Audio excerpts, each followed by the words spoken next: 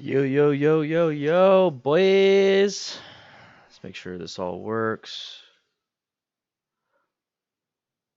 Okay, so that doesn't want to work. Let's go over here. That's why. Let's see. What is up, everybody? We are doing something different. All right, all right, all right. Let's go ahead and log this up. Let's put that back open. So what we're doing today, everybody? How you doing? Whoa, whoa, what? What we're doing today is we're doing a live edit. This is a veteran perk. This is a perk on Patreon. We're gonna be doing it live for everybody for the month of May. And yeah, so if you would like to support the channel, please swing on by patreon.com/DannyTheFireman. $1 a month is the bottom tier. But the oh wait, my face isn't on the thing. Let's go back to that. Let's activate that thing. What the heck? Bro, why weren't you on there? I'm on the bottom left corner. How's everybody doing?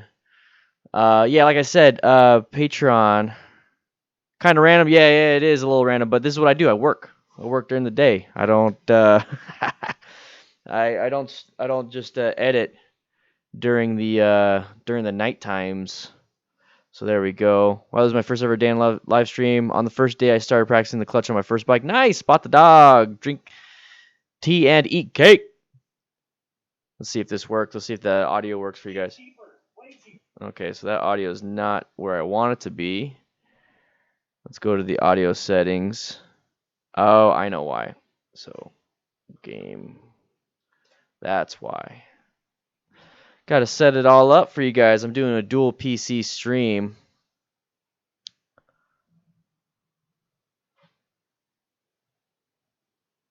How's everybody doing over here? Oh, sound capture. There we go. There we go. Let's see if that's on. And boom. So let's go over here. Yeah, this whole process. How you guys doing? So the reason why you're watching this is because I'm editing, and this is a lot of it. This is a lot of what you have to do when it comes to making videos on YouTube. So I'm just here sharing it with you guys, making sure you guys understand what it is I do. I also had the KLS There we go. 650 for about, I think, 6 months, and I had a... So this is a video that I have in the works. This is a what I wish I knew when I started riding motorcycles, and then I got what is a good motorcycle to start with. I got that one flowing pretty good. But the one I really want to work on is one that I filmed this weekend. I went out and taught a class with riders on MTC, and we had a DDFM crew member come on out. And he was learning, he was teaching, he was doing his thing. So it was really cool. It was really cool to have everybody here to do some stuff. So what we're actually going to do. So whenever you're ready, just answer the question of. So that right there is the video, but I'm coming up with different ideas of how to do it.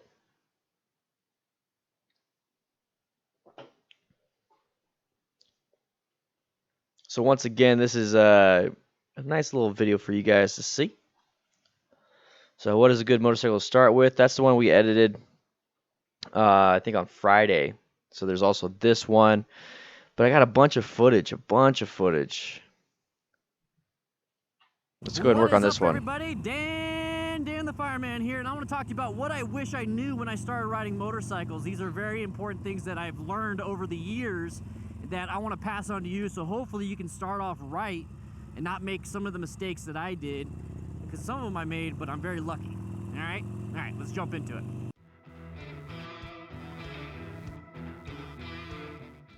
So first of all, So we actually got more DDFM crew members on here, so I got to update that.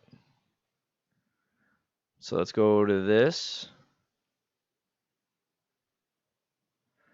So we're going to go to my Photoshop, and this is how I update all the members.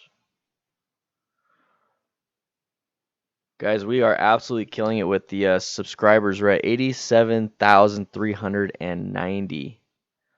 It's insane. Insane, bros.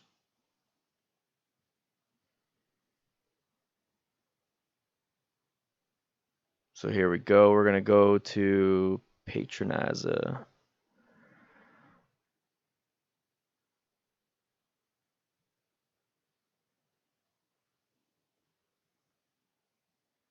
Let's make this background a little bit different color. Let's change it to, yeah, let's do purple. So we can see it a little bit better.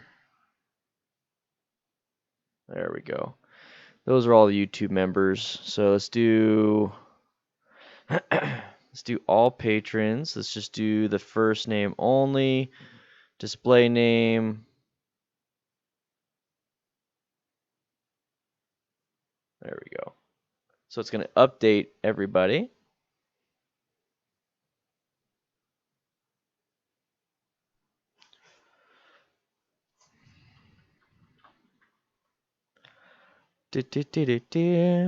How's everybody doing today? Everyone doing pretty well? My computer specs, the Fallen, I actually got, trying to think of what I have. Sorry. The NVIDIA 1070, and I got the i7 6700. And then just a bunch of other random stuff. You know, I got some hard drives in here and there. The main thing with the computer is the CPU and the graphics card, especially if you're running Adobe. I have a dual, I have 3 monitors, but I'm using a dual PC setup. So I'm actually have my laptop here running the stream, and then I have my actual computer running the editing process. That's really the only way I'm able to get it done, because there's just so much stuff. So let's do a text. Let's do a text layer. Let's do a desktop. Let's take a look at the text. That way we're not messing with anything. Dan the Fireman patrons. All right. Okay.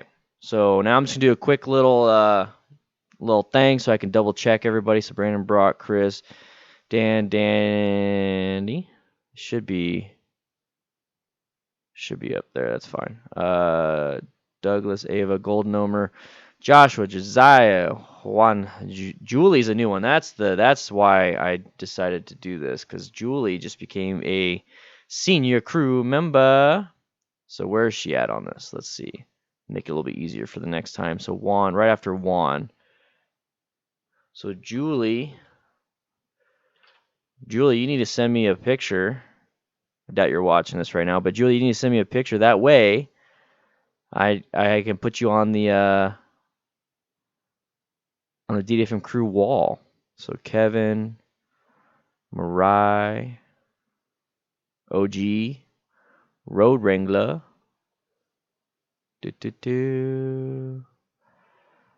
Okay.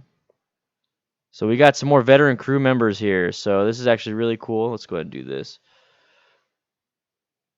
Make it a little bit easier. So we actually got some new veteran crew members. So this is a veteran crew perk. What we're doing here today is a veteran crew perk. This is for $10 and up, but for the month of May, we're gonna make it for everybody. So we got Alex, we got Anthony, so we got another Bryan, we got Dewey. Oh, Anthony's Venezia did it. Dewey did it. So this is actually Venezia.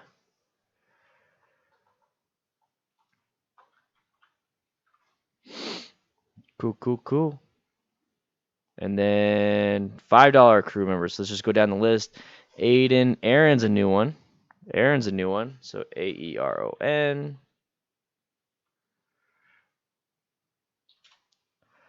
So Andrew, Anthony. Let's get rid of one of these Anthonys, because Anthony just became a $10 patron. How's everybody doing though?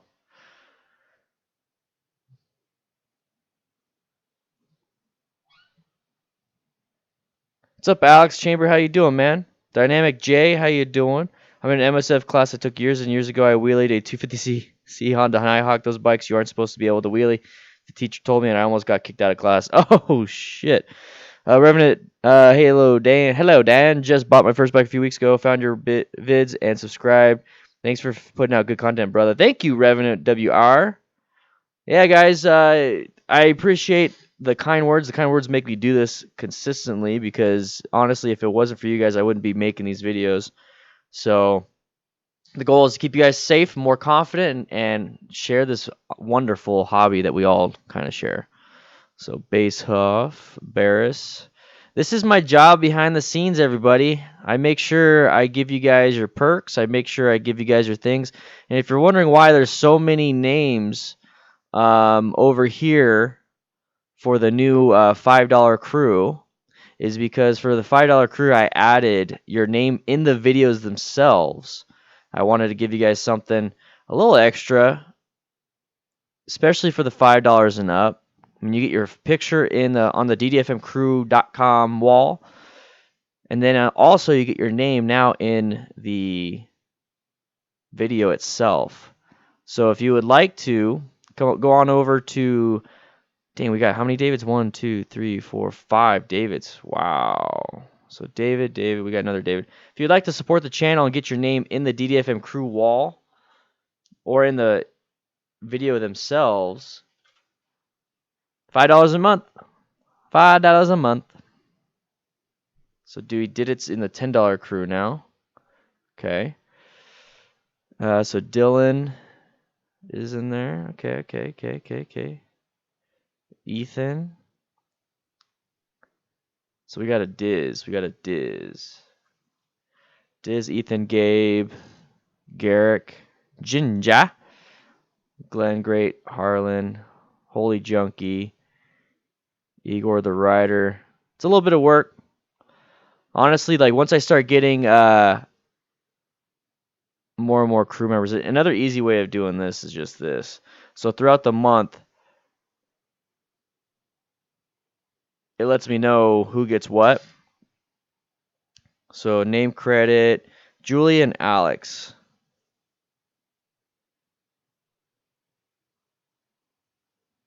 So Julie and Alex gets a name credit. Very good. All right, here we go. That looks good. So now we're just going to save this. Let's get back to editing the videos themselves. New to your channel, loving the content question. Scout Bobber's first bike thoughts. Kevin, that's a great bike. Scout 60 is probably a little bit better in terms of beginner motorcycle compared to the Bobber, but the Bobber is still really good. The Bobber, I love the Bobber.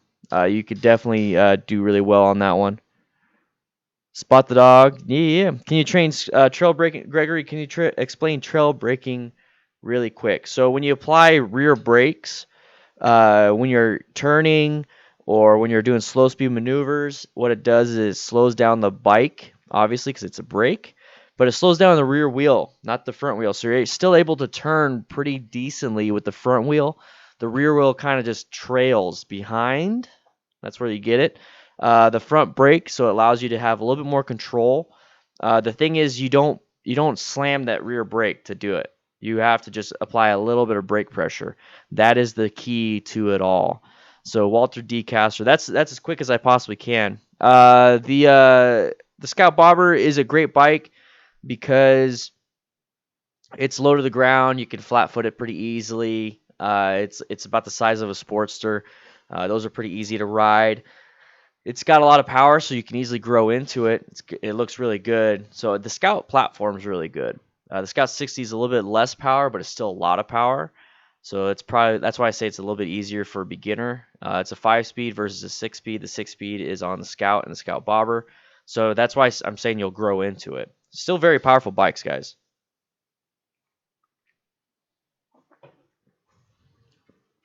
Not be the one. It might not be yours. It might not be like. So if you're a $5 crew member, for $5 a month, you get your name in the video. God, I really liked it when I first got it, but it doesn't fit me anymore. Like within 6 months to a year. Now, for me, luckily, I picked the bike. This is my very first bike ever. I still have it. So very first bike, I'll I'll go through that. So actually, yeah, right here, this was actually the class.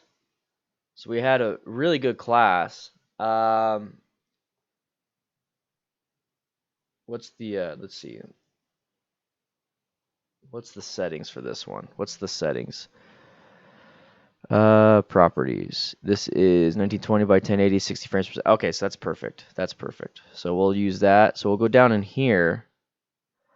So this was actually one of the DDFM crew members. He's on here. He took the class because he heard I was coaching it, and I coached it with Justin and Steve. Steve from Riders on MTC. He's owner for that, part owner for that. Let's go ahead and get this in here. Let's go ahead and fix it up just a little bit. Let's center him. So now it's centered on him. You can kind of see the class. So whenever you're ready, just answer the question. So remember when I talk about being loose on the bike, being confident, being relaxed, all those things, very important. He figured this out on his own. Okay, so he figured this out on his own. So this is just like a 44-second clip, and you'll hear me ask him a question like what helped you and all that stuff, and I'll just let it explain. So whenever you're ready, just answer the question of what helped you the most and how it helped you in what exercise. Anytime. What helped me out the most is being more fluid. So right here, one sec. Let me go ahead and increase the volume on this portion. And there's a little bit of crackling. It's very, very windy. Very windy. So I haven't tried Avid. I haven't tried Avid yet. I would love to. I mean, I got Premiere Pro. I got the subscription, so I've been using this for a couple years now. So I'm pretty quick with it when it comes to that. But I'm actually in the process of looking for a researcher. I actually got a bunch of emails, and I'm thinking about even getting a an editor. So I have no problem with people that want to use other stuff. That'd be kind of cool. Let's see. I got a bunch of emails.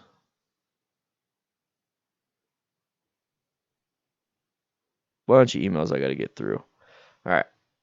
What helped me out the most is being more fluid while riding the motorcycle. And what I mean by that is just relax, dance with the bike. So I need to figure out how to get. So this is going to be like a high pass, low pass thing. High pass. Let's see. There's a lot of wind. That's the problem. If you don't dance with the bike, you will struggle. You try to stay stiff with it, you're going to wear yourself out. You're not going to concentrate. As soon as you start relaxing, everything starts to flow. What it helped me out in is the curves. When you're taking the curves, you relax the curves, to lean the bike, tilt the bike, and also the zigzag. So there's a lot of static. Like I said, I had to film it in the wind, so it was a kind of an issue. What helped me out the most is being more fluid while riding the motorcycle. And what I mean by that is just relax, dance with the bike. If you don't dance with the bike, you will struggle. You try to stay stiff with it, you're going to wear yourself out. You're not going to concentrate. As soon as you start relaxing. So that little click. As soon as you start concentrate. As soon as you start. As soon as you Right in there. start. I think it's right there, that frame. So let's, just for that quick frame, delete that audio file. Doesn't make a difference at 60 frames per second.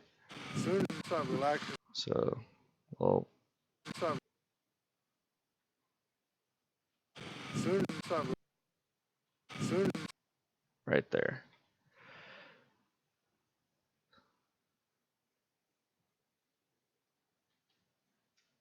start relaxing, A little bit better. everything starts to flow. What it helped me out in is the curves. When you're taking the curves, you relax the curves, to lean the bike, tilt the bike, and also the zigzag. That completely helped me out. Completely helped me out. So right there, we're gonna get rid of.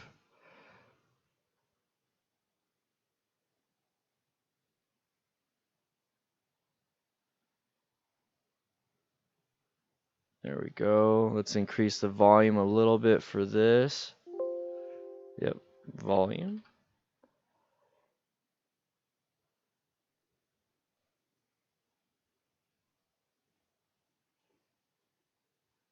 Let's see how that sounds. The most is being more fluid while riding the motorcycle, and what I mean by that, it just All right, so we got this film. So this is kind of like B-roll. So I'm going to create the B-roll for him because I got some cool drone footage. And I got a lot of video of him riding. Let's see, where's it at? That's in-class footage. Oh, here's the DJI footage.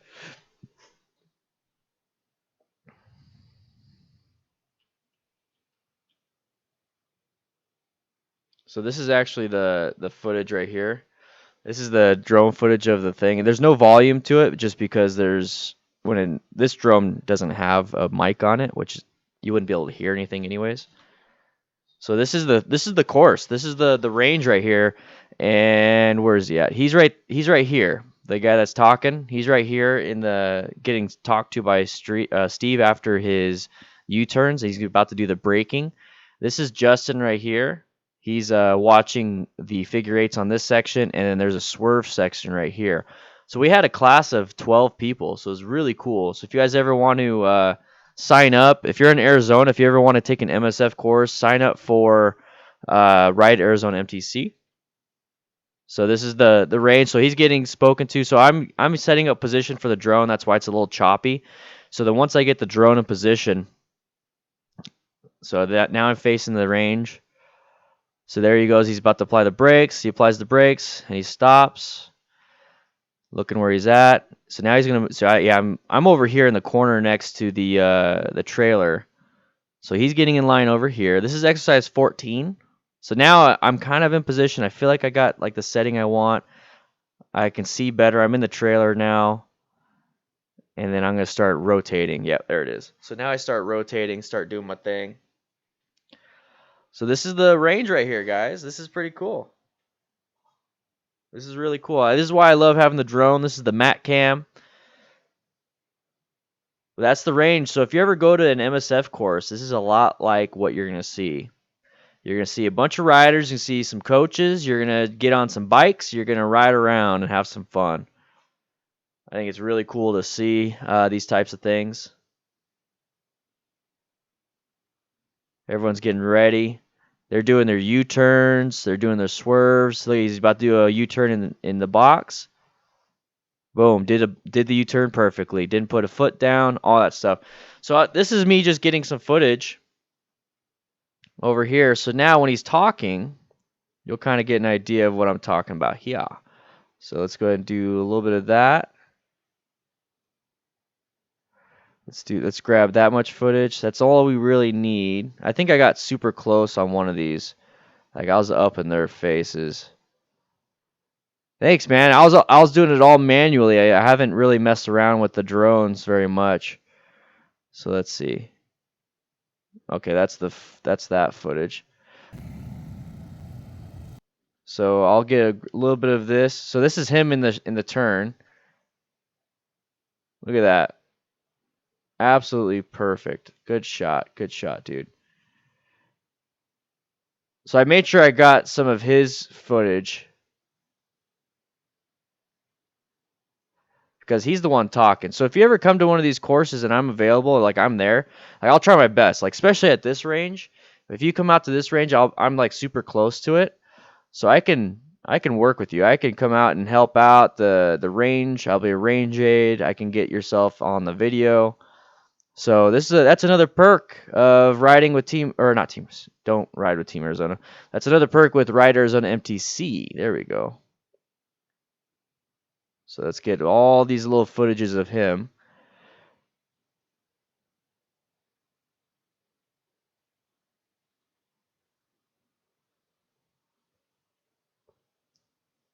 Now this isn't a like an advertisement for right. It kind of is, but here's the thing. I coach there. I'm close. They give me a bunch of like leeway in what I do here. So that's one of the cool things, guys, is that I'm able to do what I need to do to make you guys better, because a lot of this is because of them. So let's see what this looks like. This is just like this would be a great, like, this is a 30-second video. This would be really good for Instagram. So I don't just make stuff for not Facebook, for YouTube. I also What make it helped for me out the Instagram. most is being more fluid. Jake, not yet. I have been super busy when it came to getting my certs. So like I've been focusing on the editing and the YouTube first. Like YouTube always comes first for you guys. That's the ththing. Like I can get the BRC2 advanced stuff. I can totally put YouTube on hold. But for me, I have like this priority list, and my family comes first, myself comes second, and YouTube comes third. Sometimes myself and YouTube kind of get switched around. Like I'll sacrifice a little bit of my health to make sure I got some videos for you guys. And then getting like the BRC2 and advanced class certs kind of come towards the end. Just because I don't have all the time in the world. That's why I'm looking for a researcher. That's why I'm looking for an editor, so I can do this. I don't have to do this part, so I can focus on getting more skills in that aspect. You know what I mean? I'm getting to the point where I need to start delegating some of this stuff. While riding the motorcycle, but what I mean by that, it just relax, dance with the bike. If you don't dance with the bike, you will struggle. You try to stay stiff with it, you're gonna wear yourself out. You're not gonna concentrate. As soon as you start relaxing, everything starts to flow. What it helped me on it is the curves. When you're taking the Okay, so right there, it helped me on it. there's a little click. Helped me on it. That's fine. So one of the cool things is, I'll just move this off to the side. So when he mentions anything like the curves, I have footage of the curves. What's up, Rebel CR7? Yo. What helped me out the most is being more fluid while riding. Golden State, California. I would love to. I would love to go to LA, dude. Walter, sorry I missed that message. 4 minutes late. Yeah, I definitely would love to. I think California is probably gonna be one of the first stops on the DDFM tour. So if you guys would like to be a part of that and help out, get me to 500 patrons, it'd be really helpful, and that's how I'm gonna be able to do it. So right here, swing on by Patreon.com. $1 a month. That's all it takes, and it helps out a lot. Dan, someone wants to sell me Honda 50cc. It's okay, but okay, it's okay to buy it? Yeah. I mean, if it's a good price and you want to have some fun, 50cc's are a blast.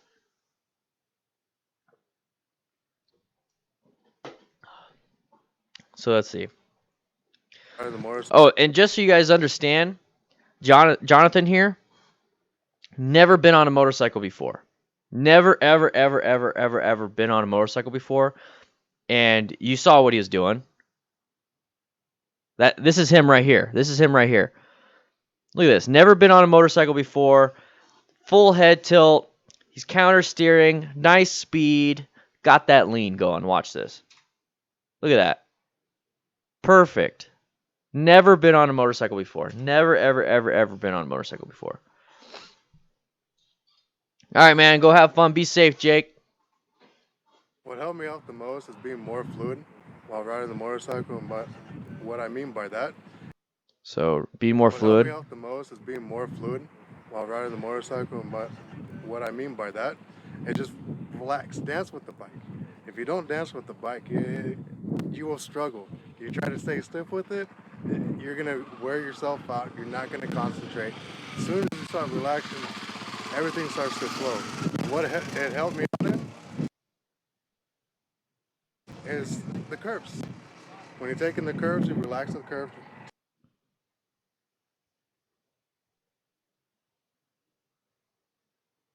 Lean the bike, tilt the bike, and also the zigzag.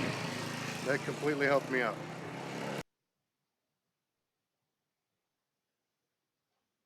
Wear yourself out. You're not going to concentrate. As soon as you start relaxing, everything starts to flow. What it helped me on it is the curves. Yeah, look at him go, man. The curves, you relax the curves, lean the bike, tilt the bike, and also the zigzag. That completely helped me out. So right there, that right there is a nice, easy testimonial. Love it. So trying to think of like, 'cause I would really like to post this right now. You know what I mean? But it's not finished. This is a rough draft. This is a rough draft, so it's not finished. Like I feel like I need to do a little intro. You know what I mean? This would be a really good video.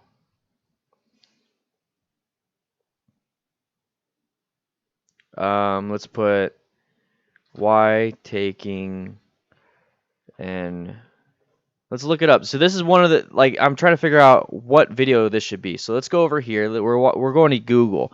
This is how I find video topics. So let's actually another good way of doing it is going to YouTube. And I'm a part of look it says I'm live editing right now. So I am a part of TubeBuddy. Hey, milestones, 87,000 subscribers. Cool. We hit 87,000. Nice. I do Keyword Explorer, so I'm going to put motorcycle class. Now, this comes up with some video searches, so motorcycle classes for beginners, motorcycle class test. So this isn't actually not a very good thing. So let's see, how to ride. Let's do web searches. Motorcycle classes near me. Let's click motorcycle classes. Okay, so it's really motorcycle classes near me. So let's go to Google, motorcycle class. All right. So I go over here. How much does it cost? See, this is one of the cool things about Google is that on the bottom, like over here, it says people also ask. This is kind of how I figure out video topics. Is I just typed in motorcycle class and it says, do you have to take a motorcycle class? How can I get my motorcycle license? How do I get my motorcycle license in Arizona? How much does it cost to take a motorcycle class? So right here, how do I get my motorcycle license in Arizona? That sounds like a good topic since Arizona is very specific towards us. So let's just make this a rough draft topic for this video.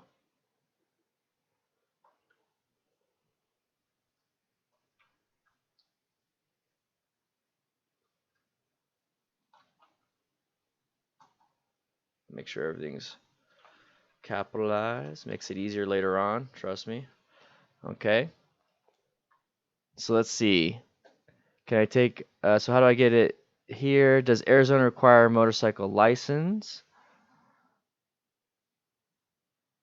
How many questions are on the Arizona motorcycle permit test? Do you need a motorcycle license? So that's actually, now let's go into how do I get my motorcycle license in Arizona?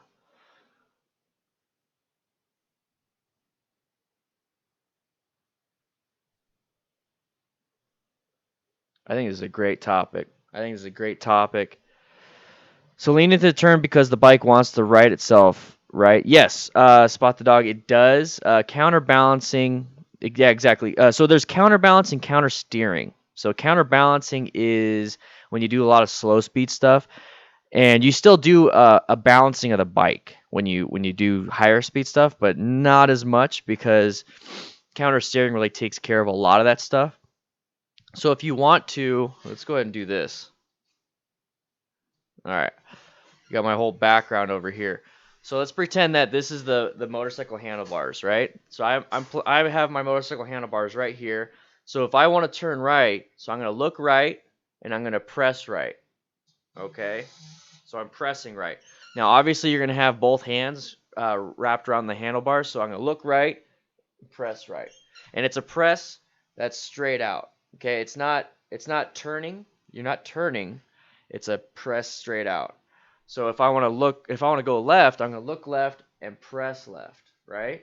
Look left, press left. Now, obviously, I'm going to keep my hands wrapped around, like I said. So look right, press right. Look right, press right. And it's really, I wish I had a cup with me. Oh, I do have a cup with me. This is a 520 Moto cup right here. Shoot, I don't have. You see how it's like this? It's clear. Dang it. It's hard to explain. I need a styrofoam cup.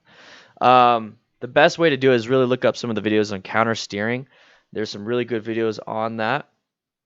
There's one, if you just look it up and you just literally say motorcycle counter steering in YouTube, it really helps out. But basically what's happening is that when you counter steer, it's actually turning the tire because of the way the shape of the tire is. It's turning the tire and rotating it so that since it's rotated, the way everything works, it wants to go that direction. Okay? It's really based on the shape of the motorcycle tire. Yeah, you could easily play around with it on a bicycle if you want to try it out. Get up to speed. You could play around with on a bicycle. So here, this is going to be...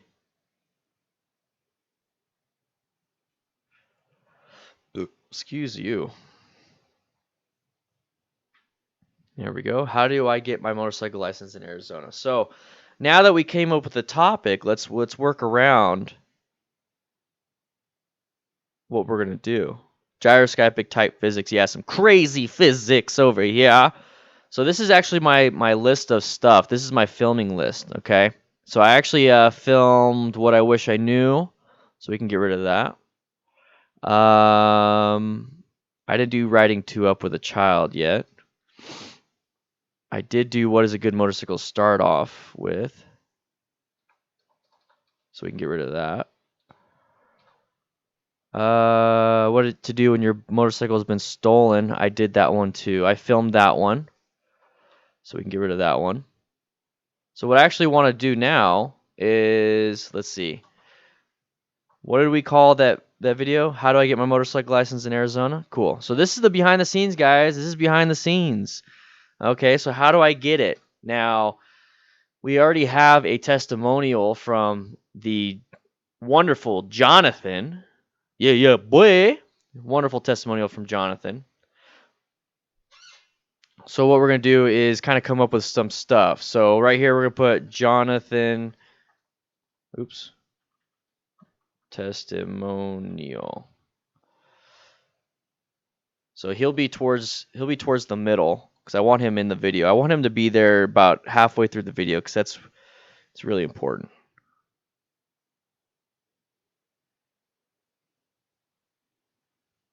Taking a look at all my emails. Jeez. Got a lot of patrons lately. While I was in class, we got a whole bunch of patrons, whole bunch of DDFM crew members.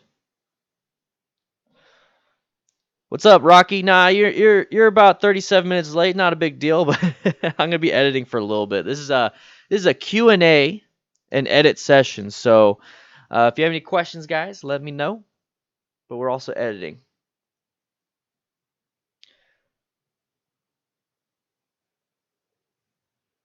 No, dynamic. If you want to turn right, you push on the right. If you want to turn left, you push on the left. Neo Bandit, yes. Yes. Definitely take you can either take the BRC1, which the BRC1 you'll have 2 days and it'd be like you're a brand new rider. It's great because it's building you up from the ground up, and there's a lot to be learned within those 10 years. And then there's also the BRC2 where you bring your own motorcycle. But since you haven't been riding for about 10 years, I definitely would do a really good refresher course of the BRC1. Yeah, not a problem, Rocky. Thank you for stopping by, man. If you're going to take off, that's perfectly cool. This is just behind the scenes, kind of hanging out, relaxing. I got a video up today at 2 p.m. my time, how to ride with a passenger. So guys, be aware of that. That's coming up. Nice mustache, Rocky. Yeah, boy. So let's see. We got this one. Actually, I'm gonna message Jonathan. He's on the Discord. So Bubba John.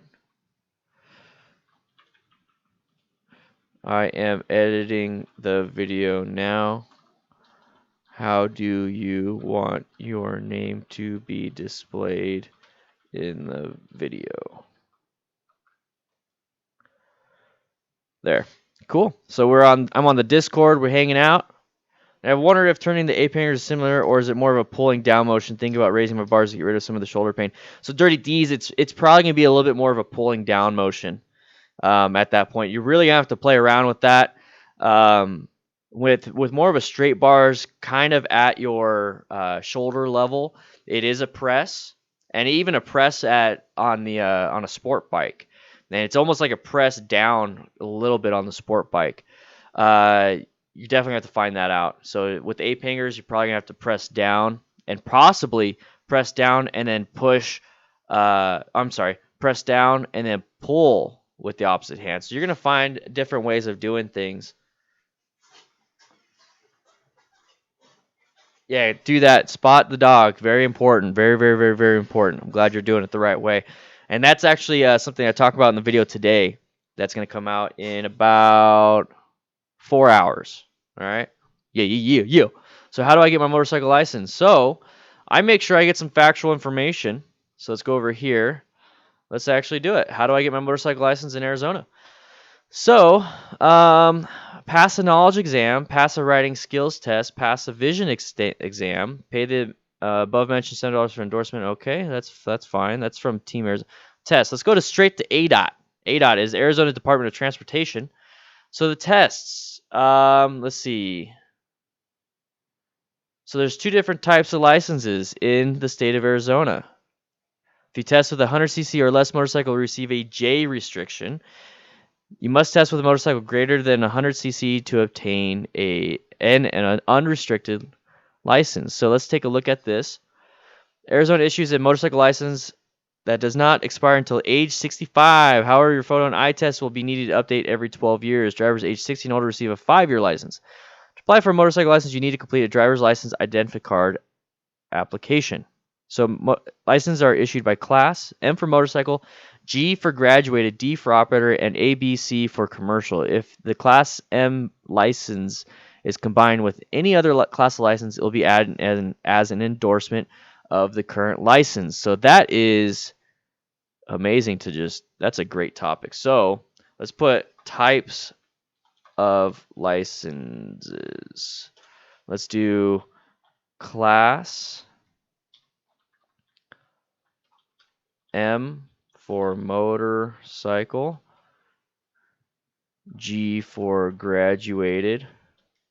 And I know I'm going to get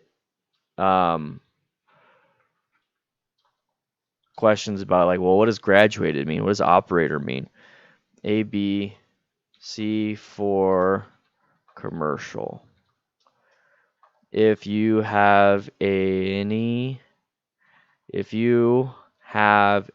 of the driving licenses, the M for motorcycle will become an endorsement. Because you hear that a lot in the state of Arizona.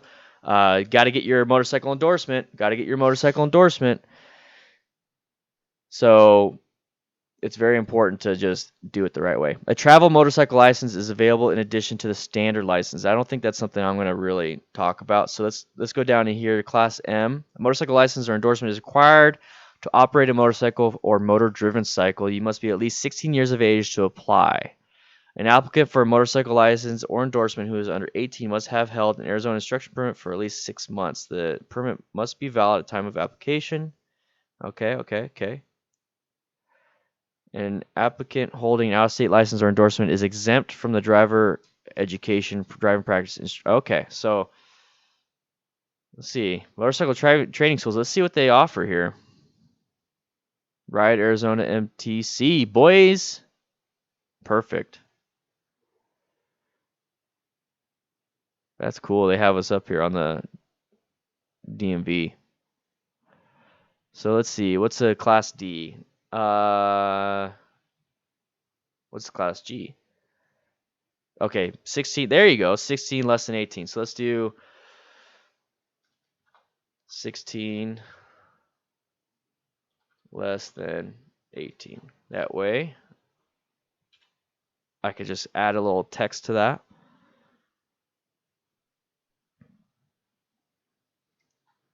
$18 plus. And then we'll put commercial, CDL, heavyweight vehicles. Heavyweight vehicles. When I was a firefighter, I didn't have to get a CDL. Some places you have to get a CDL in order to drive firefighting or for fire trucks, but public safety, sometimes they're exempt from it. I don't agree with a lot of that stuff. Um, I think you should have the training for it. I think it's more of a safety precaution. Applicants for Class M are encouraged to view a safety presentation before completing. Okay. So let's put. So that's the type of license now. How to get it. So let's talk about how to get the Class M license. So let's put B16 or older to. Let's put how to get it. How to get. Let's not play the pronoun game. Just got back from riding my motorcycle. How's everyone doing? Emily, how you doing? How was the ride? How was the ride? Dan, I'm confused on what to get for a first bike. I love the TW200. I love it too, Muppet. But I have to do highway riding. What other options are there for me to be doing highway riding? Are you looking in the TW200 is a dual sport. Do you still want a dual sport?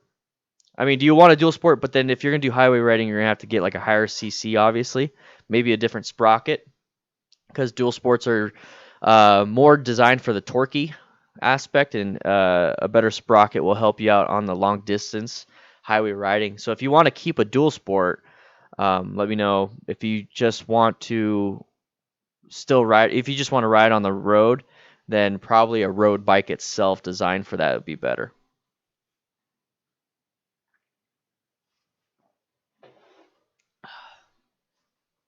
So how to get your motorcycle license. 16 years of age to apply. And then I'm going to talk about if under 18 must have instruction permit for at least 6 months. The permit must be valid time. And I'm all talking about this. What's up, Ricky? How you doing? On top of doing this stuff, like I'm making a video, right? So I'm out here making a video, giving people at least in Arizona like an idea of what it takes to be or to get your motorcycle license in Arizona. But I'm also learning myself. This is the great thing about doing these videos is the more videos I do, the more I know. So then when you guys have questions, the more I understand about what I'm talking about because I'm out here researching this stuff. So this is what it takes to research for videos. And I'm making sure I know what I'm talking about. Let's go ahead and open this up a little bit more. I'm on Arizona Department of Transportation over here. So it really helps. So Muppet Vapes, I live in California, so we have tons of great off-road trails, and I want to start riding dirt a bit as well, too. But the main goal is to have something reliable for commuting to work. Look into the KLR 650. Look into the V-Strom. See if you can find a V-Strom, the Suzuki V-Strom. Those are really good bikes. Let's see. Suzuki V-Strom. Suzuki V-Strom 650 will help you out on the interstate. And then on top of that, you're going to get some dual sport action, bro. It's a really good bike. I actually, was it Justin from Riders on MTC? I was just working with him this weekend. He has one. He brought his, and it is a clean looking bike. It's a badass bike. Pretty good seat height too. It's actually probably about the same seat height as a TW, but you get a 650 out of it, and you get to go off road. You can easily go off road on some dirt trails. Really good bike. Really good bike. Highly recommend the V-Strom. And you could easily do some highway riding, get a top case and everything, so you can. It's got a windshield and all that. So check out the Suzuki V-Strom 650. Let's actually take a look at the. Let's actually go there. Suzuki motorcycles. Now it's more expensive than a TW. So I mean you obviously got to pay a little extra, but TW it's not going to be the best for interstate or highway. That's the problem. It's going to be better for off-road than the V-Strom probably. But if you want a jack of all trades, you're probably going to have to just do a V-Strom. You could probably find some on Craigslist. Base MSRP is $87.99, so about $9,000. That's the only problem. They have a ton of different they have a ton of different models. There's a V-Strom 1000, there's a V-Strom 650, but you could probably find some locally. Yeah, Spot. I did take my Sportster off road. I don't recommend it. It's a lot of fun though. It's a lot of fun. The Sportster's actually up for sale, so if you want that instead, you could buy that. It's $5,000. $5,000. I'll sell it for $5,000. All right, so there's that. So how to get your motorcycle license? Okay. The permit must be valid. Okay, and the applicant must also have satisfactorily completed.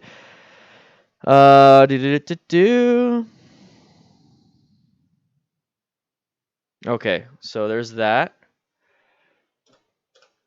Take an MSF. Oh no, take a valid. What does it say? I can't find it. Satisfactory completed motorcycle driver education is approved. Okay, take an approved motorcycle driver education program. Take a MVD approved motorcycle driver education program. Ride Arizona MTC.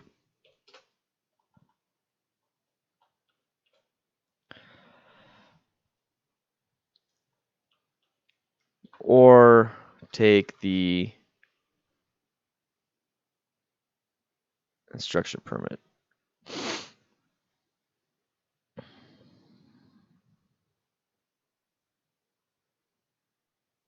Let me take okay, with the permit you are prohibited from carrying passengers. Okay, there's a lot. Here's the thing is I got to figure out how to put it all. Let's put gotta get. Let's put get a motorcycle permit. Let's put 15 and 6 months. You can get a motorcycle instruction. This is gonna be a long video. Permit.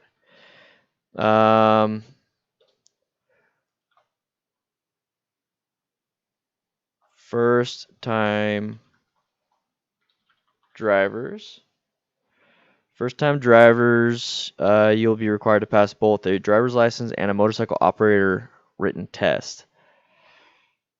If you already hold a driver's license, instruction permit, or license, you need only to take the motorcycle operator written test. Okay. First, let's put need to obtain the driver's license instruction permit and motorcycle operator written test and pass. Okay, there's that. So that's good information. Okay, so let's go back to motorcycle. Oops. So how to get your motorcycle license, there's that. Or take the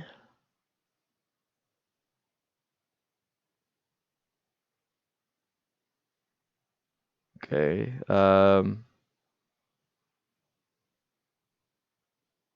Let's see. Permit must be valid at the time of application, and applicant must also be satisfactorily completed. So like this stuff right here, when like you're looking at like government websites, you're looking at all this information. My job, like what I'm trying to do here is take this freaking information. Like it's kind of confusing, right? A little bit's confusing. It's like, what do I do? Like what? Okay, I mean, there's all these different options. My job as a YouTuber or as me, Daniel, is to take this confusing ass shit and make it visually and just basically deliver it to you guys in a layman's terms so you can understand. That's my job. So while I'm looking at this, I'm looking at like, okay, there's all this freaking information. What do people really need out of this? Like, do I need to tell people that if you're 60 years or older, you'll receive a 5-year license, right?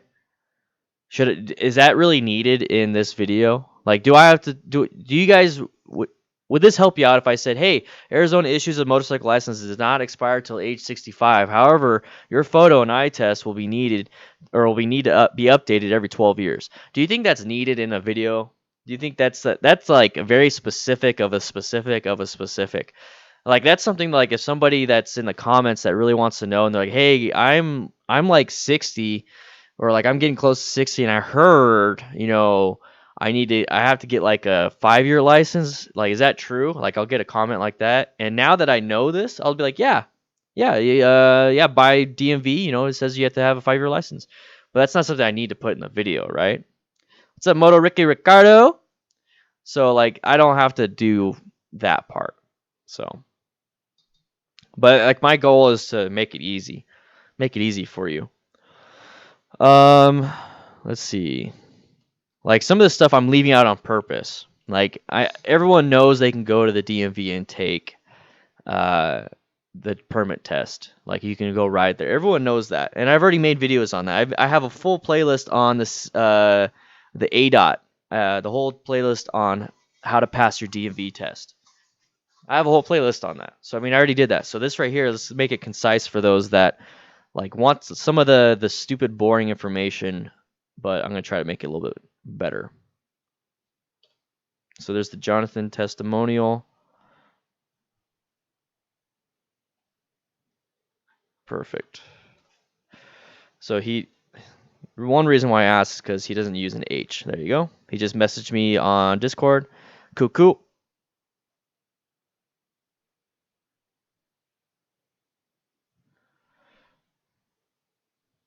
Jonathan testimonial. So there's that.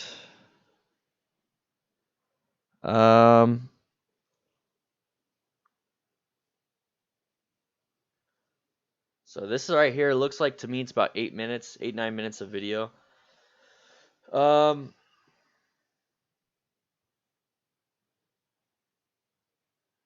I'm not trying to pad it. I'm trying to add more value.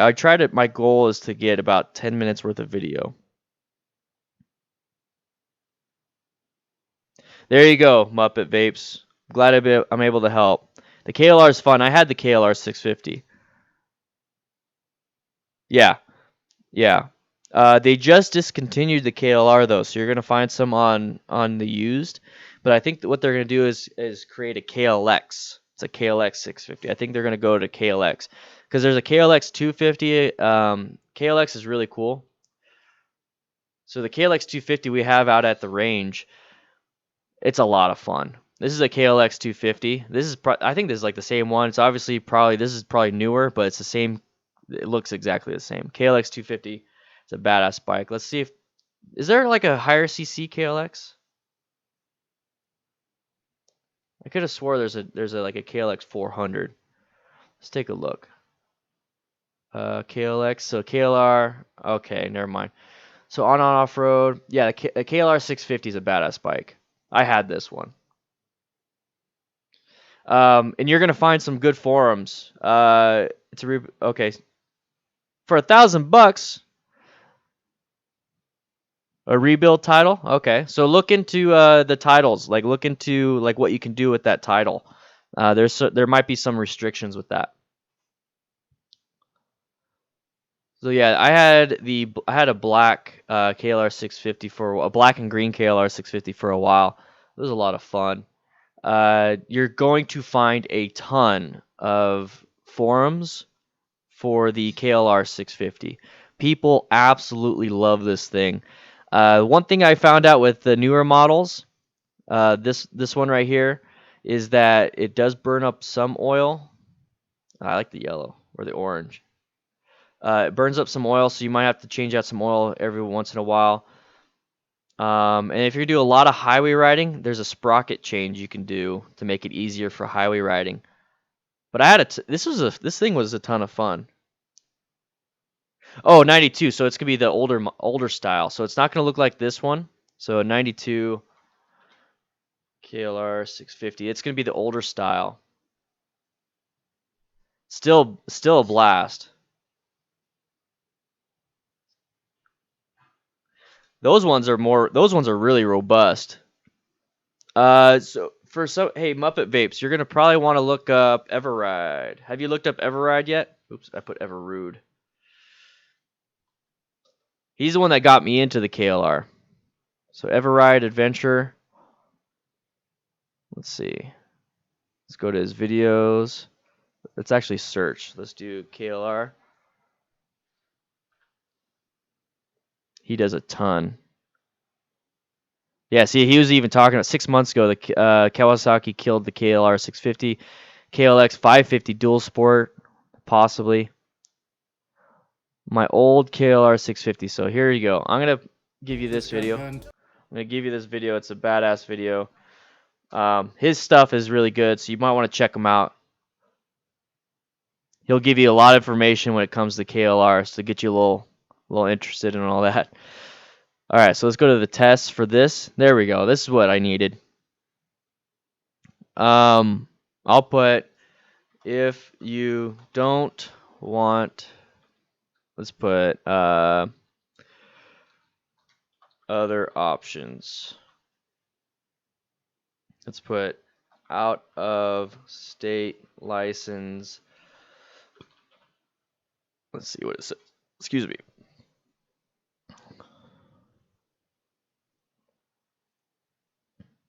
Out of state motorcycle license will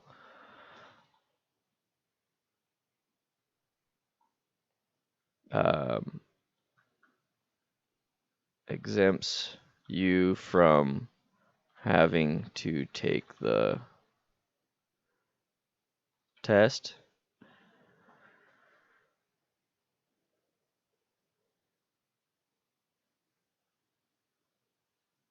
Nice. Yeah, KLRs are fun. They're a lot of fun.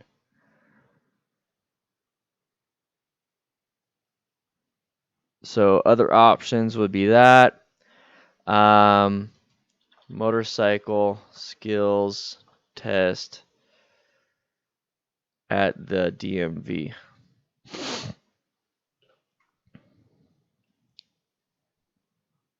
$10 to 15-minute demonstration of your riding ability. I'll put I have a playlist that, let's just put playlist because this is what I'm reading. So playlist of needed motorcycle skills. Let's put DDFM playlist. Now a lot of these things I'm gonna like rehearse so I don't have to read it while I'm writing. Awesome Muppet. Yeah, see, look at there you go. You'll love the KLR. The KLR is like it's a mule. People call it the mule for a reason.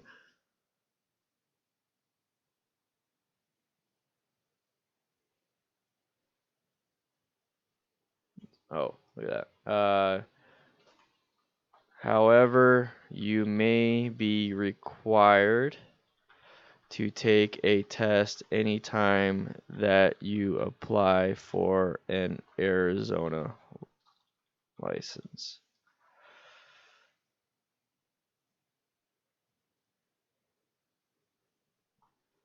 Boom, there you go. So I created a whole video. Let's go ahead and what I do is I keep all my videos. So let's go do that. Let's go to my video stuffs. Oh yeah, let's get rid of that. Let's go to YouTube. YouTube topics to do. Oh, YouTube topics. Let's create a whole new one.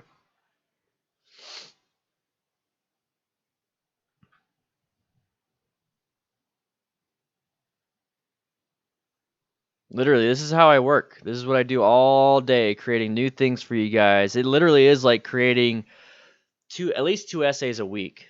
Like and then videotape it, and then everything. There's a lot of work that goes into it. Motorcycle testing locations. Yeah. All right, we're done with that.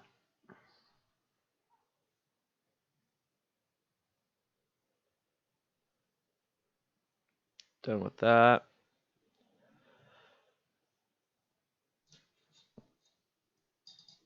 All right, so we basically just created a video all around what Jonathan was having to say.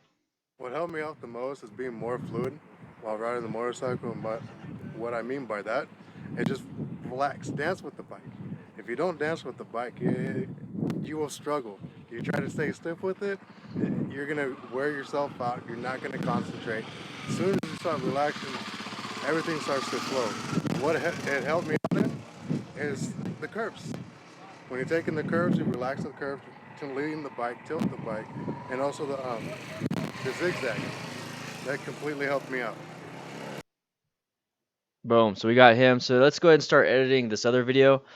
So I'm gonna go out and film at some point this week this video itself. Like what we just found out about how to get your motorcycle license, I'm gonna go film later on. So it's gonna be a lot of fun there, boy. MMA just started riding. Too scared to ride big bikes, so starting off on a 150cc. Should I still take a riding course? Yes. Still take a riding course, bro. Bro. This is him. This is a riding course. I just taught this yesterday. Yesterday we finished up. They passed this. I filmed this yesterday. Start relaxing. You should definitely take one. Definitely take a riding course. They help out a lot. You're gonna learn so much. Not just how to ride, but why you need to be safe. That's the big thing. Oh, speaking of KLR, I got on the KLR. This is a KLR right here. This is the this is the newer model. You're gonna get an older one. Yeah, but this is the KLR. I literally got out of I got out of and got my license or not my license, but my registration. I just literally bought it. And here I am. Now, but I got myself a Kawasaki KLR 650. It's a 2009. Got it off Craigslist. Good deal. Very happy about it. Now I can start going off-road. Really happy. It's super tall, and I'm actually kind of scared it's going to fall over. The KLR 650s are known to have really high kickstands. So see, I just literally bought it and I figured all that stuff out because I read up on it before I bought the bike. All right, so let's go ahead and do what I wish I knew when I started riding motorcycles. We're going to go ahead and edit this. So you're just going to kind of watch me edit. And then if you have any questions or anything like that, please let me know and I'll swing on by and answer. I picked the bike. This is my very first bike ever. I still have it many years later, 8 years later. And so what I do is I do a rough draft. So you see how all this is all one big section. It's not all cut up. So I do a rough draft. I cut it all up and then I add in some stuff. But I have little markers. And so I'll mark it knowing where I might want to add something. So I do about 2 or 3 rough drafts of this essay, as you could say. I love it. I absolutely love it. I still love it. I did a bunch of cool things to it. But I also have the Rebel 500 now. That's Nikki's bike, and I have a blast on that. So right there, I'm going to mark it because I'm going to insert some footage of me on her bike. It's like double checking this stuff. I don't care.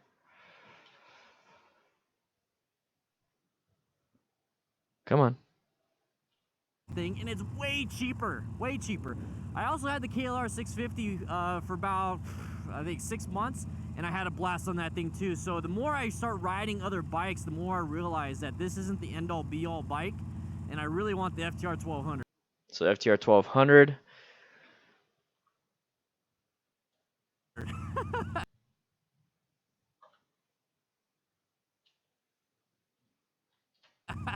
I really do. So I mean, like, the bike that you buy might not be the one that you're gonna save and keep forever, okay? So realize that when you're going into the purchase. So I went and bought this brand spanking new from the dealership, financed it all, and luckily I was able to afford it. But sometimes, you know, you don't want to buy a brand new bike right off the bat. Might as well buy like a used bike and get an idea of what you want to do with it. Does that make sense? So go buy a used bike, that might not be the one, and if it is the one, well, good job. You got lucky. You get to pay a little bit less, and on top of that, you found the bike. But if not, you paid less, and now you can trade that in or sell that, and then go get the one that you love, right? All right, so that's a little tidbit for the first-time riders buying a bike. The rear brake is very important. So there's the next topic. Somebody was asking about trail braking. The rear brake is very important. Now, this is something that when I learned how to brake, I always heard, you know, this is 70 to 80% of your stopping distance, your stopping power, right? So I was like, oh, well, this is only 20, 30%. I'm not going to use it very much. No, it's actually very good. You obviously want to use it in conjunction because, you know, both together equals 100% stopping power. But the rear brake is very important in slow speed maneuvers. Now, we don't really... So slow speed maneuvers, that way I'm able to bring up a video of that. So I'm going to mark it right talk there. About that much rear brake in the beginner class of the MSF, but you definitely learn it in the advanced class. So check it out, riders on MTC, boys. So right there, that allows me to I'm so glad I got B-roll footage, right? So here, I'm going to use some of my drone footage. So let's go and do that.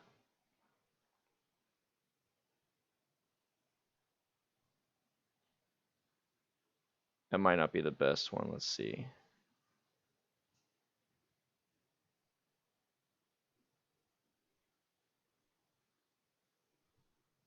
Of course, you should take rider courses. They're fun. Plus, you learn a lot. You have to have a motorcycle license to even ride. Yeah. Yeah. You have to have a license for that. Rocky, I'm always going to work hard, bro. I'm always going to work hard. I want to make sure I got the best videos for you guys. But I'll take it nice and easy. You been listening to your riding? Dan, you're always riding, bro. Everyone say hi to Dan SHEA, Mr. Viking. Your picture's updated, Dan. I know you're riding, so please do not look at the screen. But yeah, this is him right here. This is he's probably riding this bike right here, the FXDR 114. It's a beautiful bike. So everyone imagine Dan SHEA says he's riding. This is what he's riding right here. It's a badass bike. Glad you're having it, man. Glad you're having it. Yeah, the goal is to hardly work. But I'm having fun while working, so it's not really work, is it? This is his bike. This is what he's riding right now. You can Iowa Jojo. Oh, he stopped at Cycle Gear. There you go. Well, everyone look at his bike. You definitely can, Iowa Jojo, but here's the thing is that you want to take your turns at a higher, or not higher speed. You want to take your turns at the appropriate speed to where you're not having to trail brake, because then you're starting to really get into some aspects of tire sliding, high speed skids. You're getting into the problem of washing out your rear tire. I mean, you're getting a bunch of issues with that. So the best thing you possibly could do is to take those turns at a better speed and then apply more counter steering. More counter steering will help you turn better. The trail braking really helps in more of a slower speed stuff. So like stuff underneath 20 miles an hour, definitely do that one. Look at this is bike right here. So I'm actually on this page to update a picture. So I got, while I was listening to this, I have somebody I got to update, and it is, let's see, DDFM Wall of Fame. We got 30 people that need to turn in their stuff. What's his name? He told me his name. He's a huge picture. David, where are you at? David Cho. Yeah, boy. David Cho. Too random for you. Oh, he's the one that wanted me to do, okay, I got to message him then. He wanted me to do slow speed maneuvers with a sport bike. Okay. So David Cho. So I got to replace this image. So this is how I do it. I'll show you guys what I do. So this is how I make the images right here. Oh, dang, he's whistling at your bike, Dan. Uh-oh. Can't be having that. Know what I'm saying? Hey, look, and he's up on the top right, too. So special thanks to my senior crew. He's actually a legend, yo. Oh, he's whistling at your bike. Oh, you going to get all defensive? Get all protective of your bike? People don't even, not people. Nikki doesn't even like it when people say that about me. It's like, oh, what? He likes you? That's my boo. That's my man. I love it. So this is David Cho's bike. So what I do is I download your picture. So that's why I say send me your picture. If you're a $5 crew member or higher, send me your picture. So he's got an R6. Let's go ahead and center it up a little bit. And I'm just gonna put David. I'm gonna put David C because we have a few Davids. So that is centered. I'm gonna go ahead and download it. Nah, they're motorcycles. You can whistle at motorcycles. Motorcycles are sexy. So now I'm gonna go to my. There we go. Let's go to my website. I got two websites, guys. DDFM Crew Manual and Dan Dan the Fireman. So the DDFM Crew Manual, I'm gonna go to the website. This is the website. Go to my crew members. So as soon as I try not to fall behind. As soon as I get the picture, I do it. So this is unpublished. You have to have the password to get to it. So here we go. We got all these members right here. Very good. Let's go ahead and add David to it.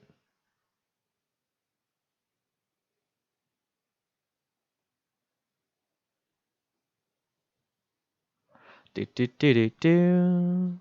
Do do do do do.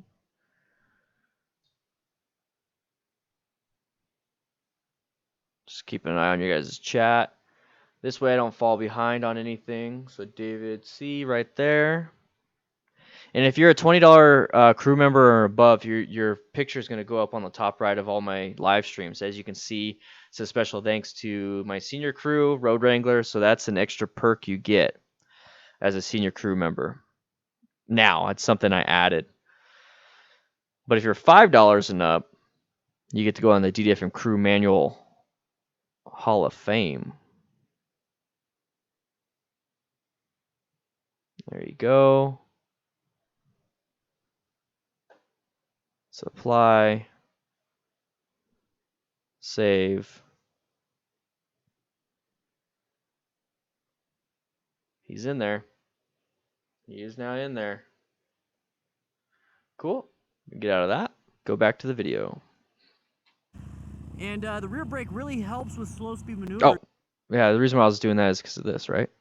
You know, both together equals 100% stopping power. But the rear brake is very important in slow speed maneuvers.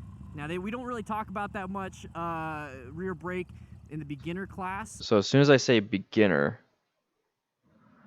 I want to pop this one in. There we go.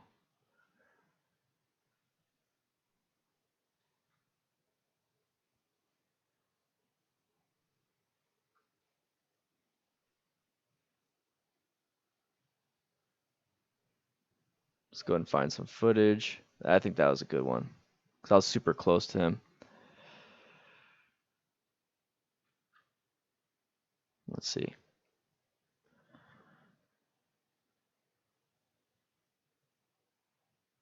Okay, let's try to get one without a foot down. Having a foot down during the practice is perfectly fine, but this is for a video, yo. This is Vincent riding. He did really well.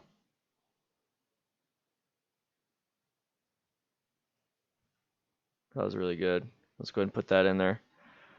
This is why it's very important to get B-roll footage, so extra footage, so where it's not you're just seeing me the whole freaking time. It's really good to get footage of this stuff. In slow speed maneuvers. Now, we don't really talk about that much rear brake in the beginner class of the MSF, but you definitely learn it in the advanced class. So check it out, riders on MTC, boys. And the rear brake really helps with slow. Let's go ahead and do this. Riders on MTC, boys. And the rear brake really helps with slow. Okay, so actually I'm not a fan of this one for now. For as long as I need it. Yeah, might as well use Jonathan in this. I made sure I recorded him. There's Jonathan going. Boom. Got it.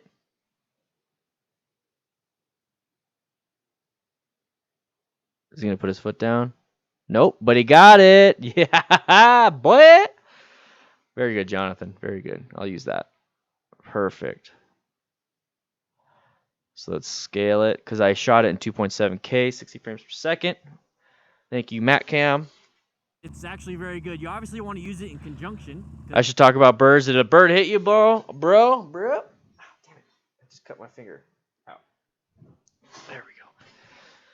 Did a bird hit you? You know, both together equals 100% stopping power, but the rear brake is very important in slow speed maneuvers. Now, we don't really talk about that much rear brake in the beginner class of the MSF, but you definitely learn it in the advanced class. So check it out, riders on MTC boys. And the rear brake really helps with slow speed maneuvers, so you're able to kind of like tap it and kind of. What? Is that the one that you talked about earlier? Damn, projectiles, man. Vulture's big too. Vulture's big. Oh, I'm sorry to hear, man.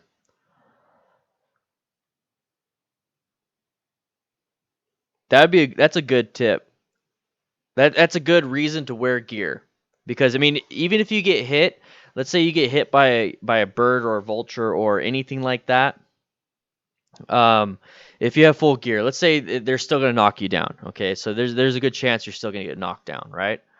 But if you get knocked down, you have full gear. You're dressed for the slide. You're dressed for the impact to the ground.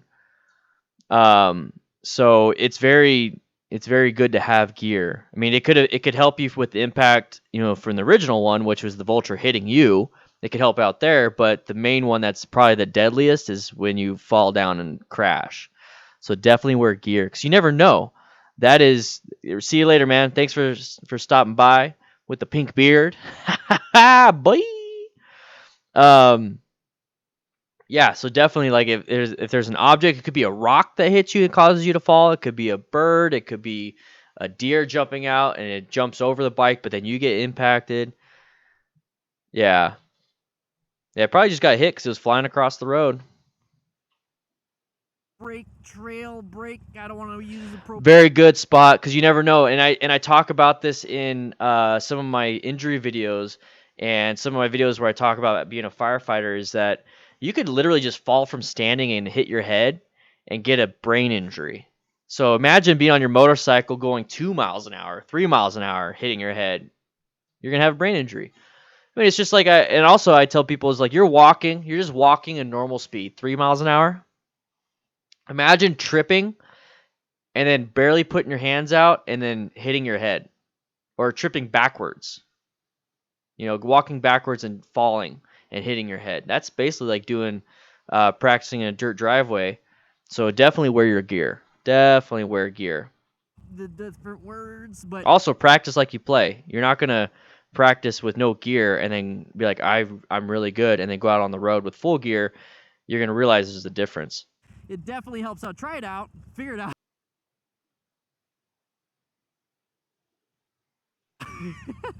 I don't know if I'm gonna get in trouble with MSF, but yeah, definitely try it out. Practice with it.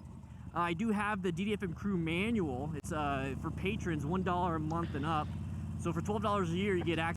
Iowa Jojo, the Gymkhana stuff, that's a lot of fun. It's kind of more for the advanced stuff. The one thing that you're gonna have to learn before you jump into a Gymkhana or anything like a super duper advanced, really have an understanding of counterbalancing weight, especially low speed stuff. Very important with counterbalancing. What I recommend is Moto Jitsu, and then my videos first, and then if you want to do Gymkhana stuff, go ahead and jump into that. But it's all good. Definitely figure out counterbalancing. So Moto Jitsu, and I have a few videos on how to do a figure eight and U-turn, but Moto Jitsu is like the guy you want to go for on that one. So check him out, and he'll explain a lot of that stuff to you. This is the manual, and you get all these different parking lot practice, and practice with the trail brake. See, I even talked about the manual here. It's for patrons, $1 a month and up. So the DDFM, I was just there on the DDFM crew manual, but I do have a video. So what I'm going to do is I'm going to pull the video out. And like I said, I keep all my videos. I keep all my finished videos. I've got so many. So many. So let's put, I think U-turn. No, let's do a figure eight. Figure eight. Perfect dynamic. That's perfect. That's how I do it. I practice. This is the one thing I found out is that schools during the weekends have a huge empty parking lot, and it's usually pretty good. And then churches during the weekdays, depending on if they have like a school there or not, but churches during the weekdays are pretty empty. That's the way to do it. So here's the DDFM crew manual figure eight. Throttle. Talk about throttle So control. I'm gonna counterbalance, look at the ball, turn the handlebars, and I'm gonna get ready for the change of direction. There it is. Look at the ball. Get ready for a change of direction. There it is. There it is. Practice with it. I do have the DDFM crew manual. It's for patrons, $1 a month and up. So for $12 a year, you get access to the manual, and you get all these different practice, parking lot practice. Practice with it. I do have the DDFM crew manual. It's for patrons, $1 a month and up. So for $12 a year, you get access to the manual, and you get all these different practice, parking lot practice, and practice with the trail braking. Practice with your rear brake when you're doing the figure eights and doing U-turns, and you're doing the straight line weave, all these different things. Try it out. But yeah, definitely the rear brake is important, especially in conjunction with the front brake, okay? So make sure you do not neglect that rear brake. There's a bunch of different Awesome tools spot. on this bike Awesome. that you can use, and this is one of them. Yeah, slow speed is a lot more important than straight line high speed. Because when you're going high speed straight line, the bike's doing what it wants to do. It's almost hard to like crash going straight unless you just have like a messed up, braking system or a messed up, your wheel's not balanced. I mean, other than that, going straight, your bike is wanting to stay upright. Your bike's wanting to do its thing. Sure you do not neglect that rear brake. There's a bunch of different tools on this bike that you can use, and this is one of them. The next thing that you need. See how quick it is when I just do that really quick, and it's as simple as somebody swiping their phone to check the maps. That's it. I grew up in the Philippines. You want to see some crazy risk-taking riders. I didn't have much discussions about safe riding until coming to America. Dynamic, yeah, I've seen those videos, dude. Those videos in the Philippines and Vietnam and all that stuff. Oh my gosh, that is insane. The next thing that you need to do. So the next thing that I kind of wish I knew about. See, you mess up sometimes. You just keep going. Same thing with riding. If you're in a class and if you mess up, just keep going. So the next thing that I kind of wish I knew about and paid a little more attention to was gear. So the one thing I wish I paid. Messed up, redo. You just edit it out. So the one thing I wish I paid a little bit of attention to when I first started riding was motorcycle protection. Not in terms of insurance, and we talk about gear for the rider, but what about the motorcyclist? So engine guards, engine guards. They kind of look a little darky, I can say that, but there's some really cool ones out there. Bung King, they're making some really badass cool ones that they don't look like engine guards, but they are. They're engine sliders, frame sliders for a cruiser, and they look good. Speaking of frame sliders, if you have a sport bike, get frame sliders. The first time you lay it down, the first time you do anything, that frame slider will save you hundreds of dollars. Well worth it to get frame sliders, guys. Definitely get frame sliders. You can get engine guards for cruisers. You can get knuckle busters to protect your levers. If you want to get like a dirt bike. I'm gonna go ahead and mark it right there. Frame sliders. You can get engine guards for cruisers. You can get knuckle busters to protect your levers. If you want to get like a dirt bike or dual sport bike. You can get saddlebags that actually kind of help out a little bit.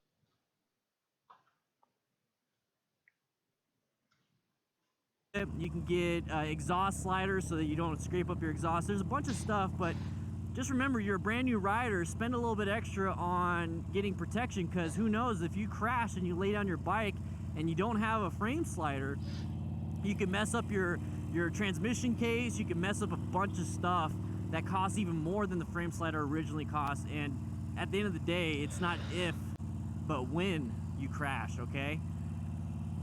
So this video is going to come out Friday, so I have all week to finish a lot of this stuff. So we've been an hour and a half into the stream, and you saw me do some desk work, you know, just working on, you know, talking about emails, updating lists, and I really haven't really been able to edit a lot.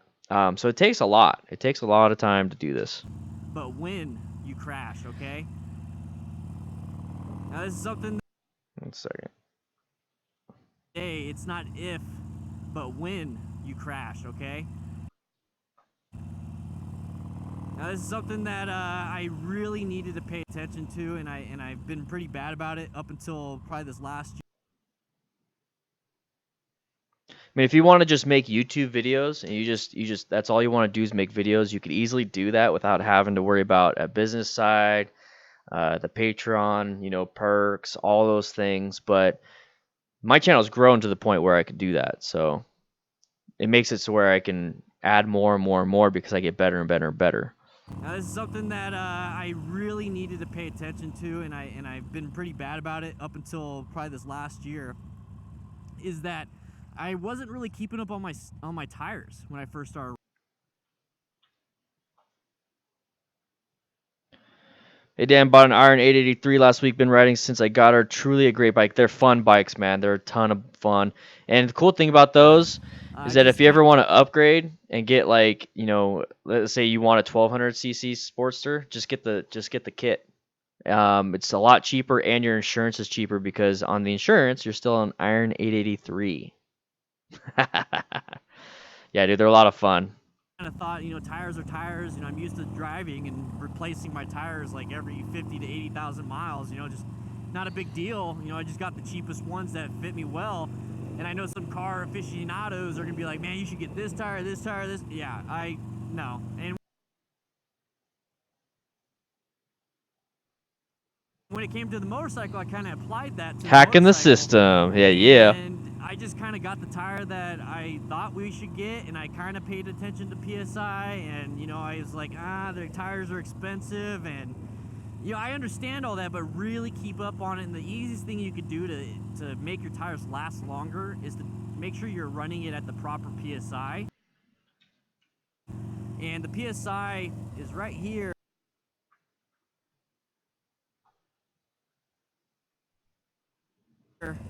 Usually it's on the Sportster, but right here, it's right next to where the VIN is and stuff. So go off of what the bike PSI, not the tire wall PSI. I talk all about that in the, once again, the DDFM crew manual. You want to check that out. So I talk about all that in the DDFM training. See, I say crew manual, but I actually talk about it in the DDFM training manual. There's a difference. I talk all about that. So let's go ahead and get rid of that part. So I talk about all that in the DDFM training manual, module 1, on how to, you know, take care of your tires, the tire guide and everything. So you might want to check that out. But I also got a video, so there you go. So a little bit more information on that. And honestly, replace it if needed. You have two things of contact with the ground. It's very important to make sure you don't blow one of those tires. Now you only have one, and crash. It's not safe. So make sure you aren't running it down to the wear bars, and if you are, then replace it as soon as you possibly can. And I said wear bars, not the wires. Do not ever. How many people have you seen ride their bike to the wires? It's insane. Don't do that if you're here and you're not going to say it's you, but please don't do that. It's very unsafe. Wires, that thing's going to blow really soon, and I've seen that, and that's usually a running joke. With motorcyclists, that they run their tires down that low, and it's not good, guys. It's not good.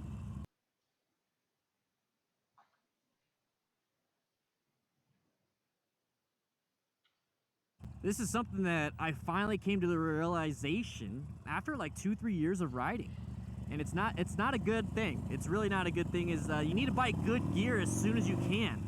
I went the longest time wearing a 3/4 helmet helmet, motorcycle gloves, regular jeans, regular boots, and like a really lightweight jacket.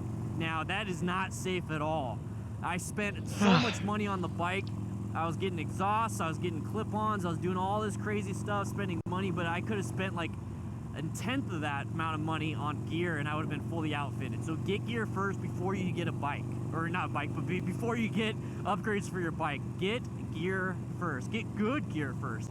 A crash can happen at any time. Intersections are extremely dangerous. I'm waiting for this guy to not pull up in front of me. There you go. It's scary. And it can happen. It's crazy anytime. what people. So it can happen within the first day of you having. Like you literally have no traction then. If you're on the wear bars, you have zero traction, and if those pieces of wires, I mean not wear bars, if when you're at the wires, you have no traction, and if you're at the wires, if those break, your tire is blown up. That's the structural integrity of your tire basically to keep it together.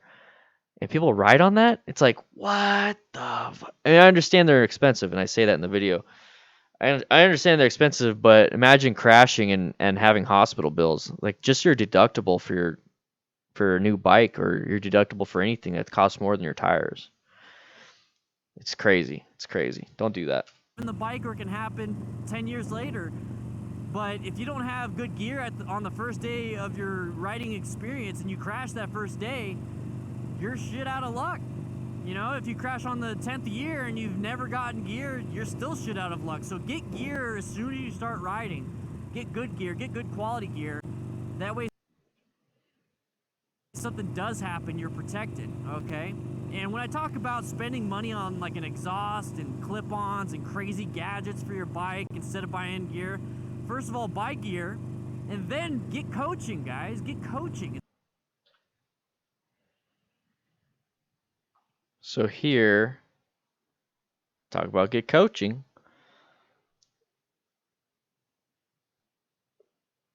And I hope you guys understand, okay?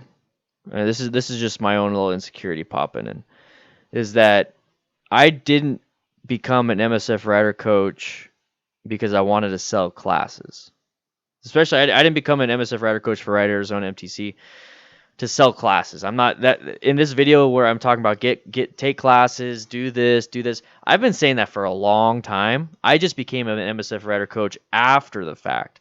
And if you've been around for a while now and you know why the transition from just making videos to wanting to get classes, to get certified, is because when I came from firefighting, I was certified. I did all this stuff. I got all my information, did all that stuff. And I felt like I knew what I was talking about because I took all the classes, I did all the work. So when I became a YouTuber, like this is my full-time job, it's like I need to be certified. I need to have the knowledge straight from the source. So when I say take a class, it really nowadays it really is up there. Like I didn't realize how important it is, but it's super important. So I almost say it in every video, take a class. And thankfully I'm able to coach and I'm able to get better and better and better. So that's why I say it. That's my own insecurity. I felt like I had to say that. Anyways, I felt like I had to say that. So I'm going to use some footage from the class. It's the cool thing about having a drone, the Mat Cam, boys.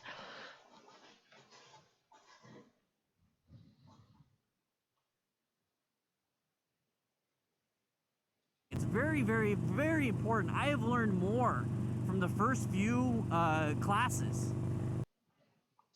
And then we'll do some of this. Let's not do that one. Let's do this one.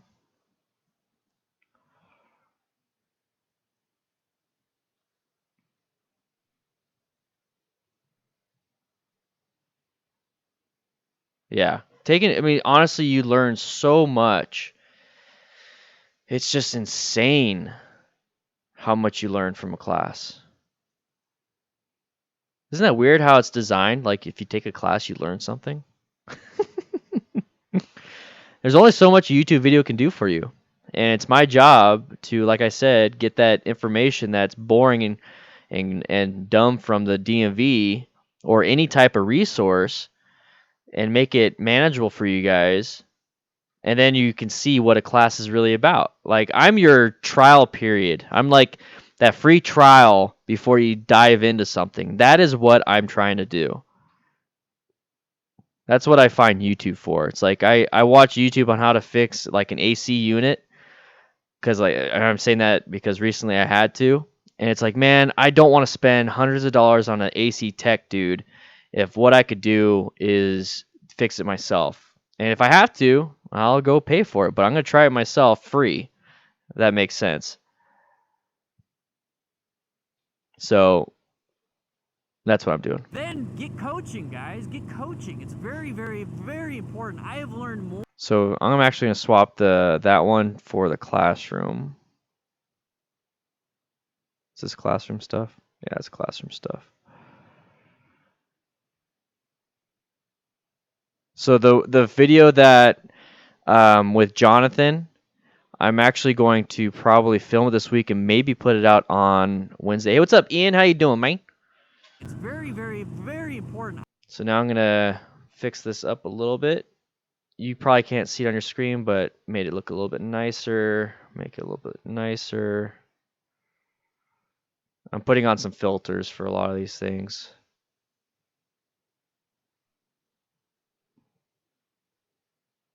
This is the importance of having some B-roll footage. And I wouldn't be able to get all this B-roll footage if I didn't go out and actually, get it. Coaching, guys. Get coaching. It's very, very, very important. I have learned more from the first few classes. From beginner all. So I'm actually putting in some transitions so it's not such an abrupt jump cut. So this is gonna be a cross dissolve. I like doing cross dissolves, and then I'll do like a wipe, which I'll restart this little B-roll so you can see what a wipe is. And that's like to show, hey, there's a big transition. We're switching to something completely different. So here we go. We're gonna see a wipe and then cross dissolves. Here, and then get coaching, guys. Get coaching. It's very, There's the wipe. Very important. I have learned more. And then here's cross dissolve. Classes. Another cross dissolve, cross dissolve, cross dissolve. To advanced. I've learned so much in those classes compared to years and years and years and years of just riding. And I'm a firefighter, and this is what I do for a living. I was a firefighter. I saw this crazy stuff, and I do make YouTube videos for a living. And I recently. I'm gonna make this one a little bit longer.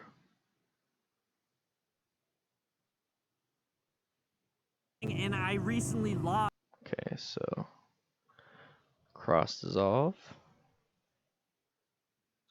And I do make YouTube videos for a living, and I recently learned so much just this last year from taking a class. So imagine as a brand new rider just absorbing all that crazy. Whoa, what happened?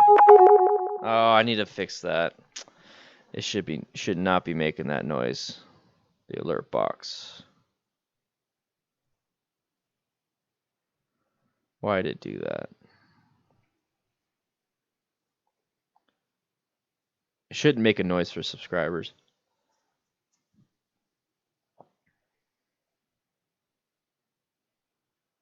That was that was Twitch Prime, that's why.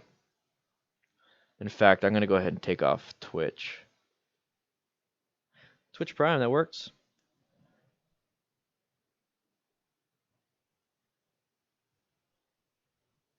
Yeah, dealer, it's a lot of fun. Like, it's relaxing for me. And that's, I was thinking about it too. Like, when I go for my walks, I was actually going to make a video because I haven't been a firefighter for almost a year now. At the end of this month, it'll be 1 year since retiring as a firefighter and doing this full time. And my heart rate would always be in the 90s as a firefighter.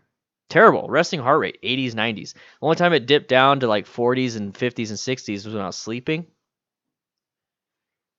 Now, as 1 year later, my heart rate is consistently in the 60s. Like, consistently. Like 40s at night. Like, I'm going to do a quick little, 52 beats per minute 2 hours ago. 2 hours ago, I was walking the dog. So let's take a quick look. Even with caffeine, I'm drinking a Bang. 55 beats per minute.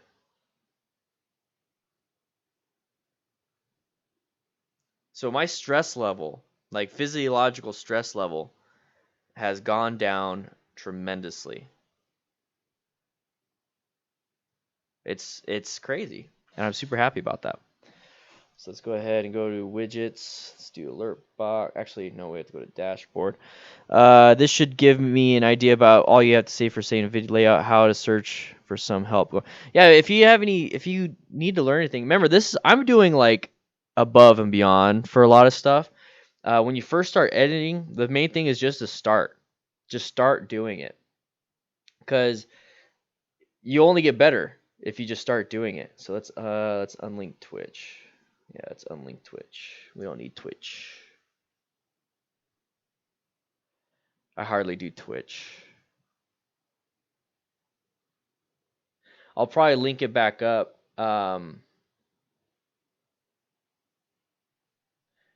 Once Cyberpunk 2077 comes out, because I would love to. Let's turn the alert box back on. I would love to do that. That'd be a lot of fun. So I just want to do a quick shout out to my recent pledge, my last pledge that I have. Let's see if we can get 310. But my last pledge was Aaron, so I'm gonna do a quick little shout out to him. Aaron just became a $5 patron yesterday, so thank you, Aaron.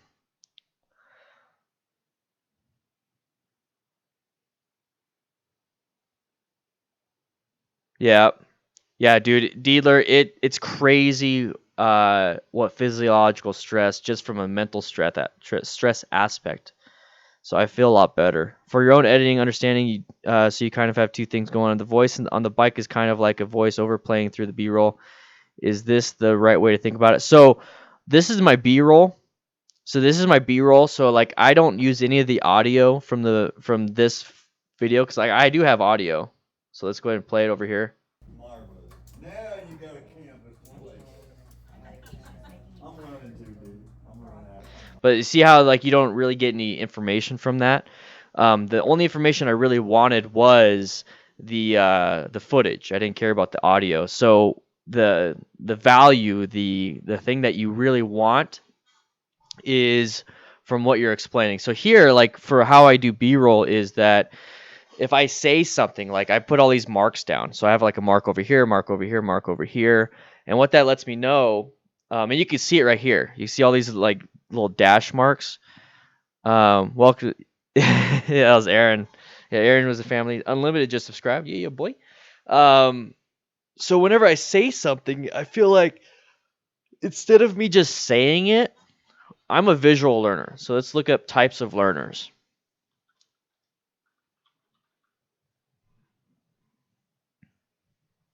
Types of learners. The 4 different types of learners. I'm telling you, man. I'm really telling you guys that like if you want to be successful in anything, you have to improve yourself. And for myself, like I am like a deep diver. I think that goes with my anxiety and depression is that I like am analytical. I'm a deep diver. I have to know, I have to know, I have to know. So I looked up, because I'm here teaching, right? I'm a coach. I'm here teaching. So like now I need to figure out not only how to be a better coach, how to be a better teacher, like how to do it, but like how do people learn? So I looked up types of learners. So there's visual learners, auditory learners, reading and writing, and kinesthetic. So all I can do through YouTube is visual, which is the video, auditory, which is my audio. So I make sure I have good audio and make sure I have good visuals, and then reading and writing. So sometimes I'll throw up text, right? So I can say something, I can show you something, but some people just cannot figure it out. So I put some text up there sometimes. The only thing I can't do for you is the kinesthetic learner, is where you literally have to do it hands-on. So there's nothing I could do for you hands-on. So that's where taking a class comes into play. That's why I talk about taking a class, because there's going to be people out there that need to do it hands-on. They're experimental learners, and they learn best by doing. And that's how I am. That's why I talk with my hands. So that's why I do these things. I make sure I hit every single aspect of types of learners, because you never know who you're talking to as a viewer. So I do visual learning, auditory learning, reading and writing learning. So I make sure my audio is really good. I really make sure my audio is good. That's why I invested in a Tascam. That's why I invested in high quality mics. That's why I have this mic. And that's why I invest in that stuff. Same thing with the visual. I got a 360 camera that shoots in 5.7K, 30 frames per second, 60 frames per second, whatever it is I need to do. Reading and writing, I make sure that I literally have what's important on the screen. And it is cold in this room. 1 second. Freezing. There, let's turn the fan off.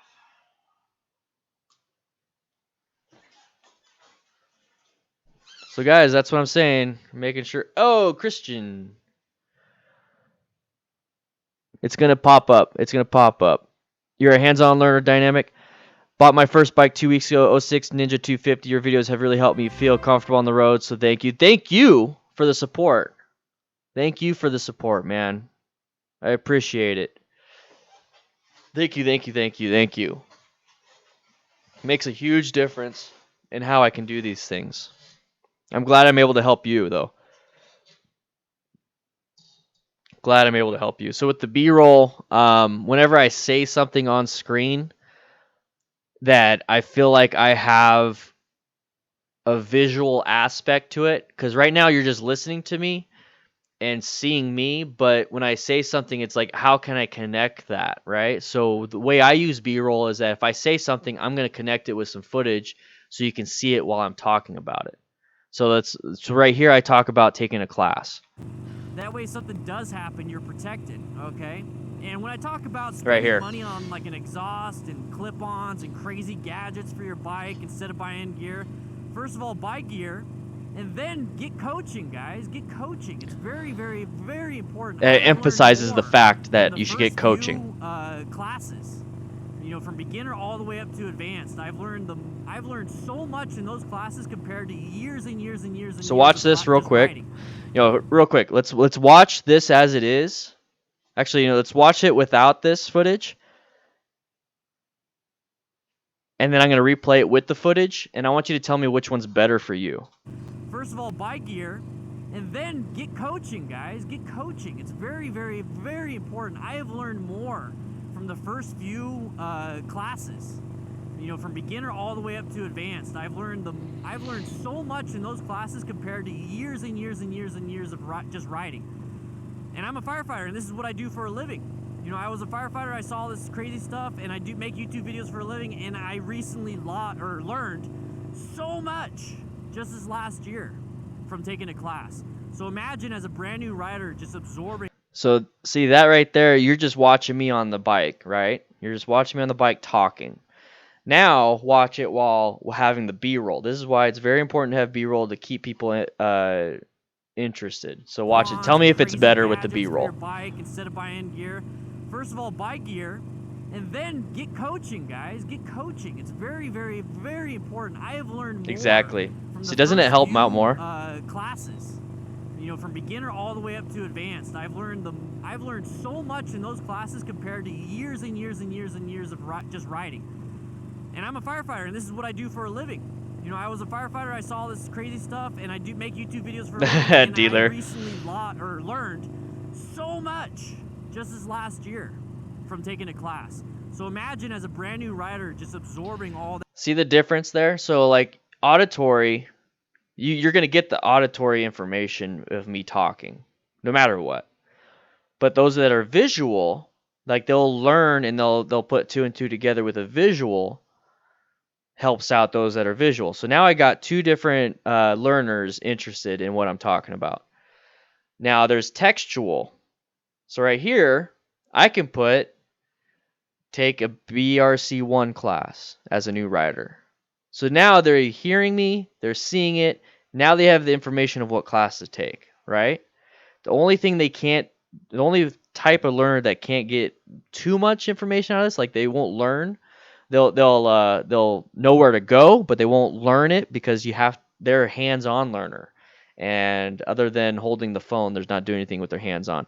So yeah, dealer, the second one is more engaging. So that's the way I like it. And this is why I put so much effort into my videos. It's not just me making a video thinking it's going to do well. I'm actually trying my best to be a good coach. That's the way it is. I wanted to teach during the fire academy. and coach and just be one of the instructors, but obviously that didn't work out. So now I'm doing this. I'm applying what I learned in the fire academy and what I've done, and I work hard for this, so it's really important to me. That's why I have a lot of fun editing also. So here I'm going to put text. As a new rider, take an MSF BRC1 course. So I'm actually going to change some things. I'm going to make the text a little bit easier to read on screen. See, I could have just done it regular, but I'm going to make sure I do it well. Okay, that looks good. I'm going to change the font. I like American Captain, and I like Acme. Acme's a really good font. Oh. It doesn't have a stroke to it.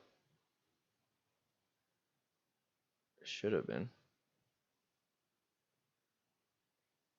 There we go. Let's move this over to here.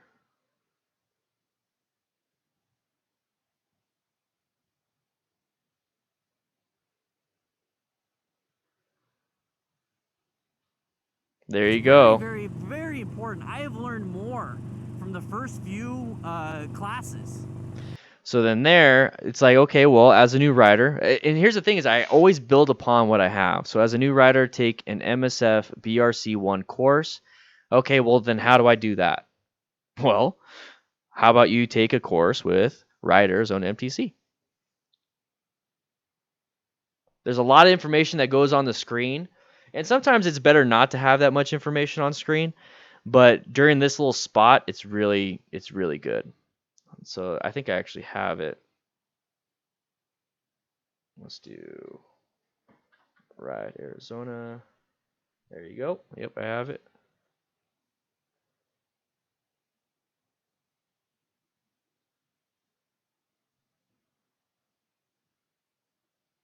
So let's move it into its spot since it's in the middle of the screen.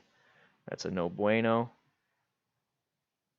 Let's give it a little bit of that. I like how. Let's see how if it messes with anything. From the first few classes, from beginner all the way Okay. up to advanced. So I can already tell it's a little too big. So let's adjust a little bit.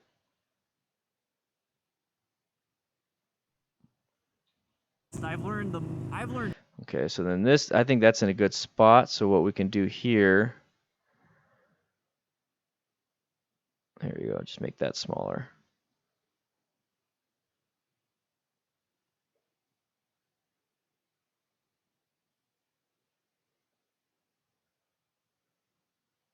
There we go. So much in those classes compared to years and years and years and years of just riding. And I'm a firefighter, and this is what I do for a living. I was a firefighter, I saw this crazy stuff, and I do make YouTube videos for a living, and I recently learned so much just this last year from taking a class. So imagine as a brand new rider just absorbing all that crazy knowledge. Yep. So this is why I don't watch my videos after they come out, because I'm literally watching my same video over and over and over and over again when I edit.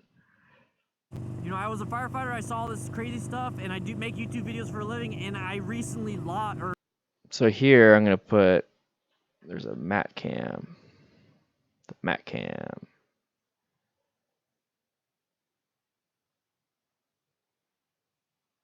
Because he's the one that got me the drone. Let's do that. We'll put it off in the corner. learned so much just this last year from taking a class. So imagine as a brand new rider just absorbing a class. So I got to put a wipe on that one. Oh no, cross dissolve it to start it.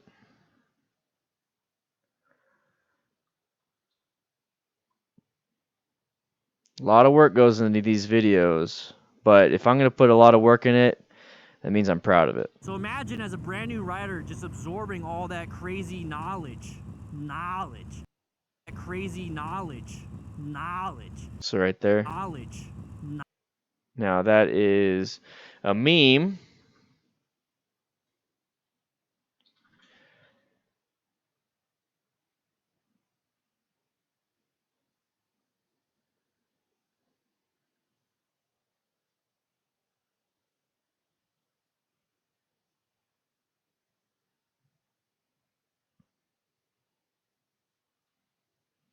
Knowledge.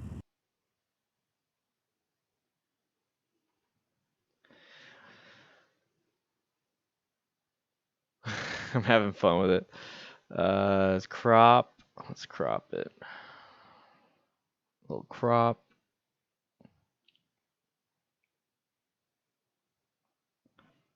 And I'm doing it on purpose. Like, I could totally make it look nicer in Photoshop and then import it, but I'm doing it like terribly on purpose because it's funny. It's ironically funny.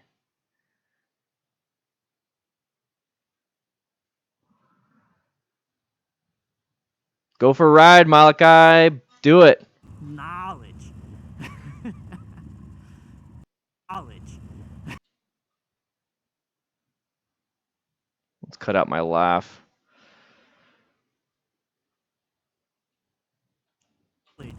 Knowledge. In these classes, it's very important. It's very important. It's one thing to watch my videos and somebody else's videos on YouTube. It's another thing to actually go out there and apply it practically. Apply it with your body, didactically. Kinesiologies.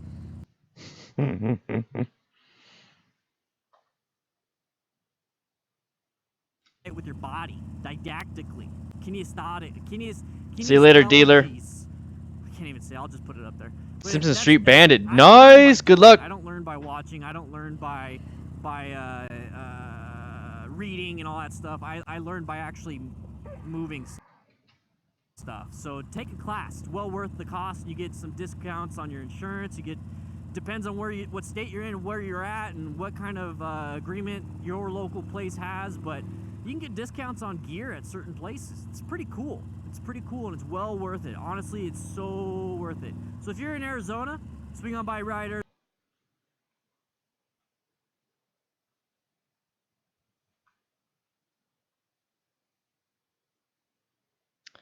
Ride Arizona MTC.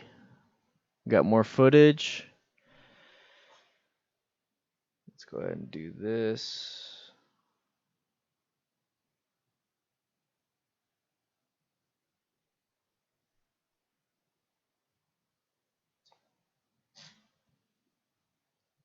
Where do you live? That sounds miserable. Sorry. Oh, this one got rotated, so I gotta rotation. I think 90 degrees will mess it up. 270. There you go. Arizona MTC, I can coach you. I got a class this weekend. Actually, I got a class this weekend. Tomorrow. Oh man, this is gonna be fun. I don't know when this video is gonna come out, but yeah, tomorrow.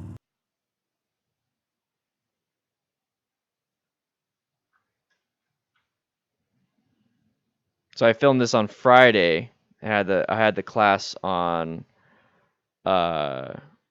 Saturday. So if you're in Arizona, swing on by Ride Arizona MTC. I can coach you. I got a class this weekend. Actually, I got a class this weekend. Tomorrow. Oh man, this is gonna be fun. I don't know when this video is gonna come out, but yeah, tomorrow.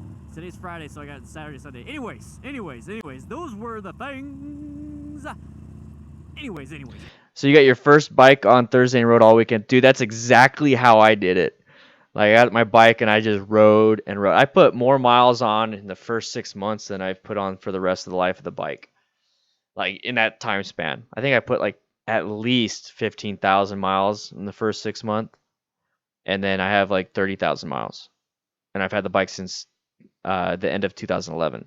So yeah, that's it's an itch, man. You're gonna get scratchy. You come home from a ride exhausted, and then you're just sitting there, and you finally get back, like you feel rest. You're like, all right, I want to get back on the bike. That's how I was. Now it's like I get home from a ride, I'm like, all right, I'm good. I'll ride some other day. Anyways, just want to make sure you guys. So right here I messed up. Anyways. So right here. I don't know when this video is gonna come out, but yeah, tomorrow. Today's Friday, so I got Saturday, Sunday. Anyways.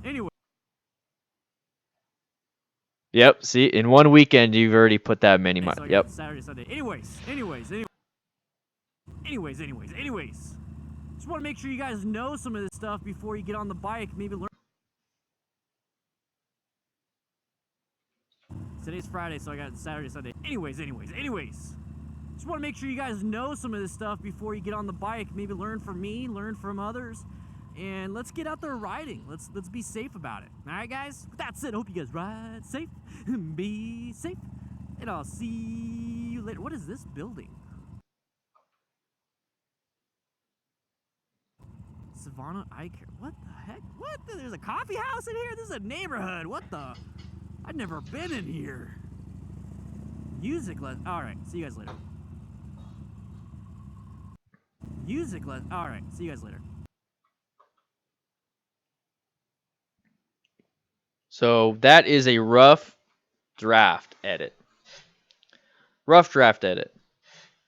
still have to add in all the text. I still got to add in all the stuff. Oh, yeah. This is coming out Friday. You guys are seeing Friday. What is up, everybody? Dan the Fireman here, and I want to talk to you about what I wish I knew when I started riding motorcycles. These are very important things that I've learned over the years that I want to pass on to you, so hopefully you can start off right and not make some of the mistakes that I did, because some of them I made, but I'm very lucky. All right, let's jump into it.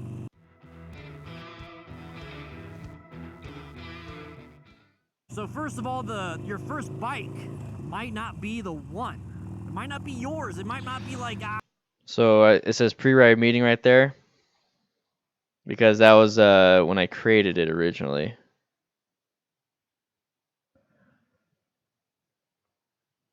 Ah, dang it, I erased it. All right, let's go back.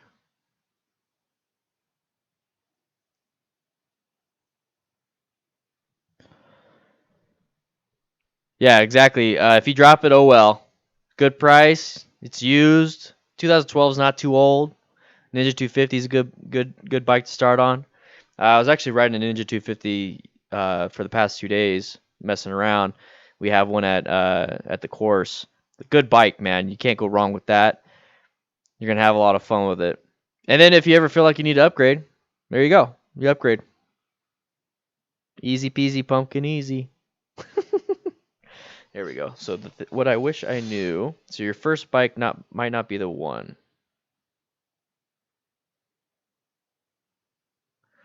So this was the information that I was reading when I was making the video. Just a few bullet points. I made 10 minutes out of this. And the reason why I was able to make 10 minutes out of just this right here is because I focused on knowing what I was talking about. So that's where I'm getting some of this information from right here. So I'm actually going to change this up. And then this one's going to be a smaller version.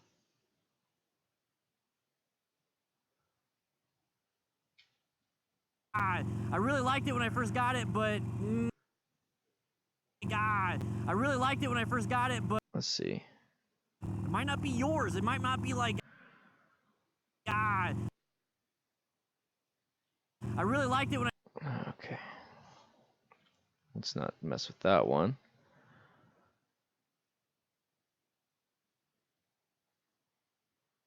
I first got it, but it doesn't fit me anymore, like within 6 months to a year.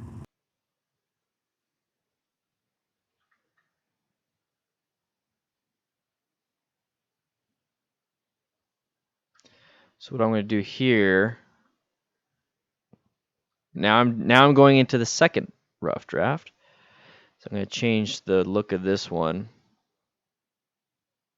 to fit it so that it's centered. And then cross dissolve it. Because you guys are my sponsors. I put Dan the Fireman is sponsored by. How did I do it on this one? All right. I think I changed it up. Let's change it up a little bit.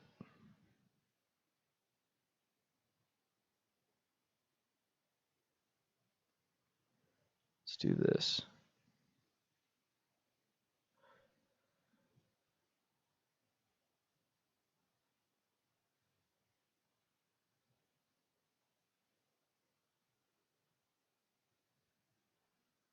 All right. So we're going to talk about it the first. So I like how that's set up.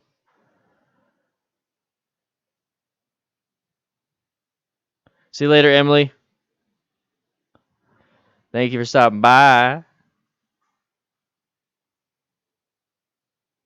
I'm here working all day just like you guys. Well, in about an hour, I got to get off, though. That's already lunchtime. Yeah, in about an hour, I'm going to get off so I can get things ready. Because I got to go pick up the kids from school.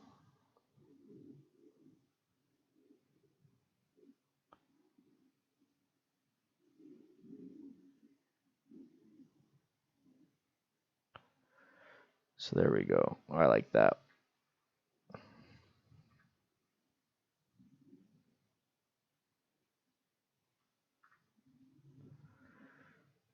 Let's do this. Damn it. Let's get rid of that.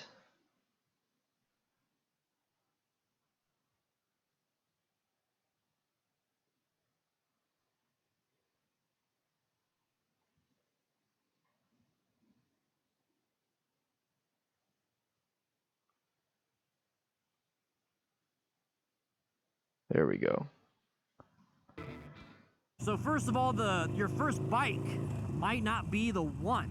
It might not be yours. It might not be like, I really liked it when I first got it, but it doesn't fit me anymore, like within 6 months to a year. Now, for me, luckily,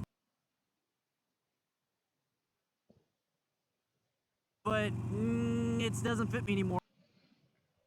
I'm using Premiere Pro CC. Or I'm using Premiere Pro 2019. It's not CC. I'm using Premiere Pro 2019. It's yeah, I like it. I like it a lot. I've been using it for a while. Or like within 6 months to a year. Now, for me, luckily, I picked the bike.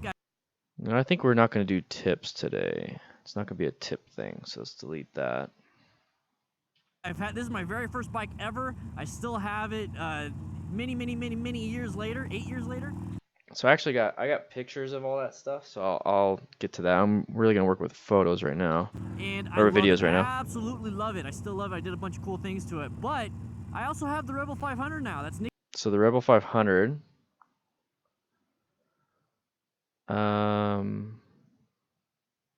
Let's see. I know I already have a video on there. Let's see, Dan and the Fireman videos. These ones I need to update.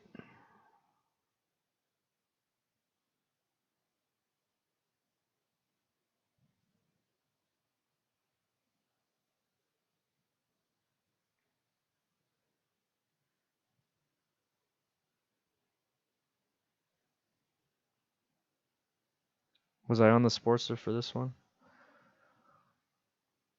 I think so. What is up, everybody? Dan. Yeah, it was. All right, so we'll just go to my external drive.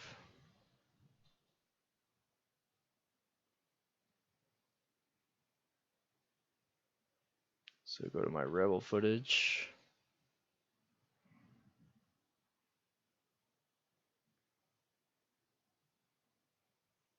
We'll do this one.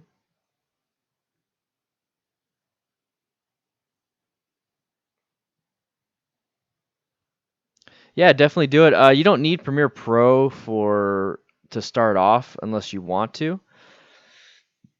Oh damn, that's a lot of footage. You definitely don't need it. You can probably get away with, excuse me, some free software. But Premiere Pro, I mean, I absolutely love it. It's harder to get used to. This is like professional stuff. There's some more beginner friendly stuff. And it makes a huge difference when you first start, and then you learn how, to do editing and all that stuff, and that's what's like transitions. That's what's really important. Mickey's bike, and I have a blast on that thing, and it's way cheaper, way cheaper. I also had the KLR 650.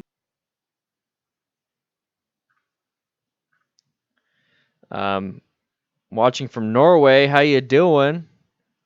How you doing? So like if you have like a Mac, like a MacBook, they have iMovie. It's really easy to get through. And there's some other stuff that you can definitely play around with on PC.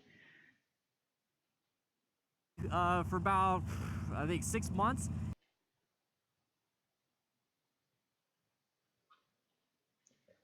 So cross dissolve.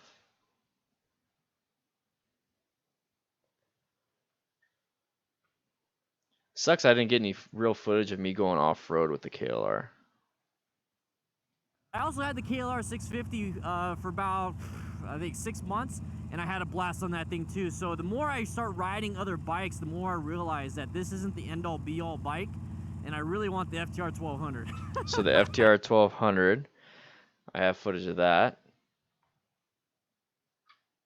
But instead of just footage, I actually have pictures of it. I have a picture of me on it. Yeah, my videos are terrible, dude. My first videos were terrible. You get better and better and better and better. It's weird how that works, how you get better and better and better the more you do it. Especially if you're wanting to learn to get better. That's crazy how that works. So I'm actually going to my Facebook so I can grab the photo. I should just start keeping these on my computer so I don't have to keep doing this. So I'll go to my photos on Facebook. FTR. There's one of me on the FTR. That's the one I want to get. But if I can't, that's fine too. Last time I sat on it was back in November, I think.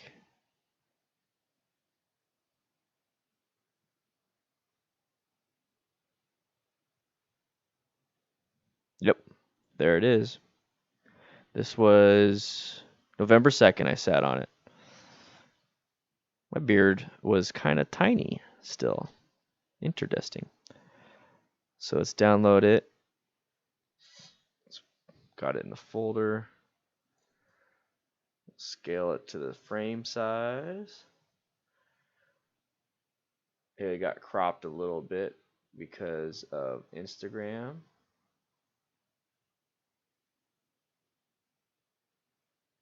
So there's that. So when do I start saying it? The end-all be-all bike, and I really want the FTR 1200. I really do, I really do. So I mean, like, the bike. Windows. I think I use Sony Vegas. Like, you could really, let's see, how much is Premiere Pro? And there's Avid Media Composer. Let's see. I think it's free.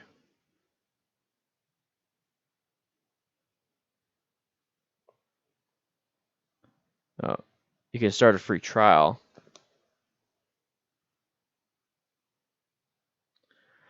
Yeah, so try this out. Try Avid, and then there's a few others. But you also have to have a strong computer. That's the main thing, is have a strong computer. So like you could definitely get away with a few things, like without having to do that. But there's that one. So here I'm going to put an anchor point on the position and scale. So then at this point, it's going to scroll up.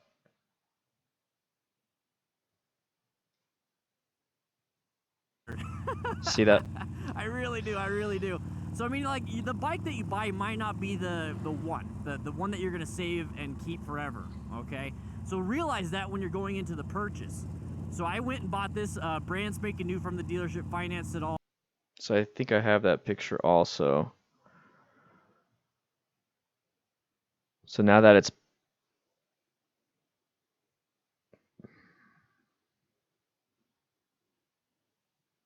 let's see. See if I can find that picture. You guys know what I really want right now? It's a freaking breakfast burrito. I am starting to get hungry. It's noon here for me. Ooh-wee. I'm starting to get a little hungry. Haven't eaten all day. Yesterday, when I went training, I didn't eat until I got home. And even then, I didn't eat. So, like, I didn't have food in my stomach for probably 12 hours. Which doesn't seem like much, but I'm a little fatty and I like food.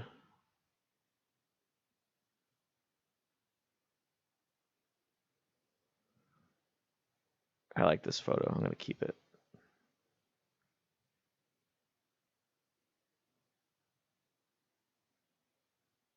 Blender is free and I've heard good things.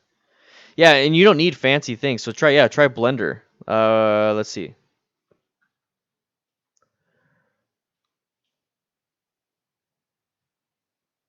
Free and open 3D. Wait, is this a 3D renderer? Or is this an editor?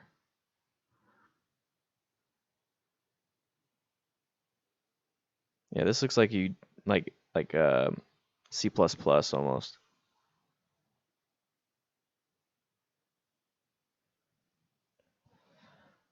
That might actually be kind of fun to play around with.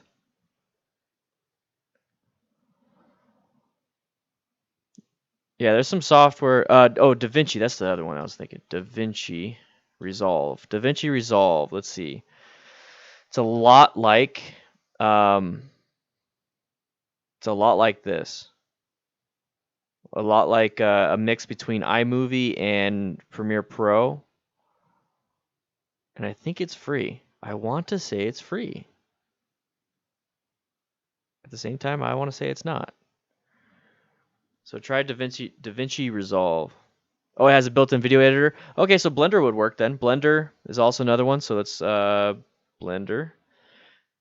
I'm just pasting all these things. Blender.org. It's a .org, huh? That's weird. Usually you don't put .org unless it's for something. It looks really cool though.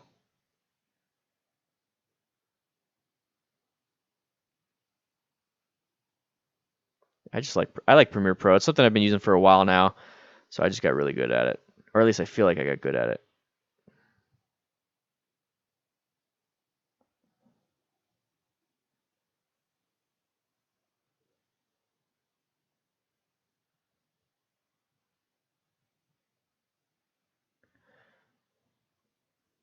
All right, here we go.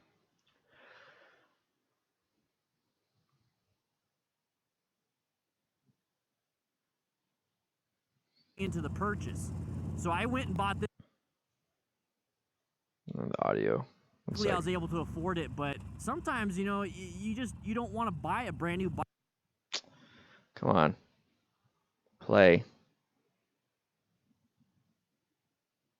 1 second. And luckily I was able to afford it, but sometimes, you know, you don't want to buy a brand new bike right off the bat. Might as well buy like a used bike and get an idea of what you want to do with it. Does that make sense? So go buy a used bike. That might not be the one, and if it is the one, well, good job. You got lucky. You get to pay a little bit less, and on top of that, you found the bike. But if not, you paid less, and now you can trade that in or sell that, and then go get the one that you love, right? All right. So that's a little tidbit for the first-time riders buying a bike. The rear brake is very important. Rear brake, that's the next tip. So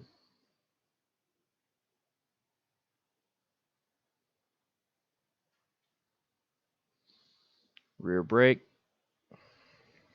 What did I put?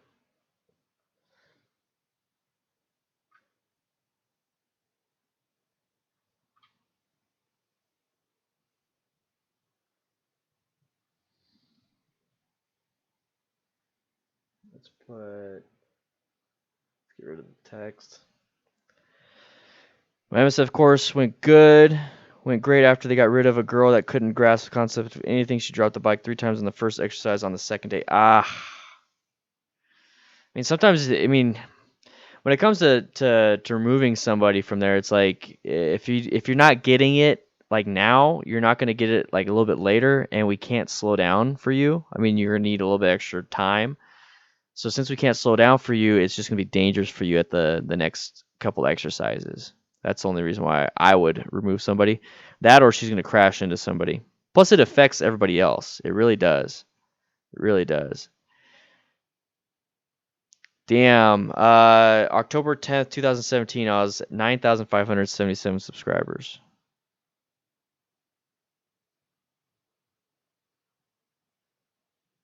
October 20, 2017, 10,000 subscribers. Wonder what it's going to be like October 20th this year.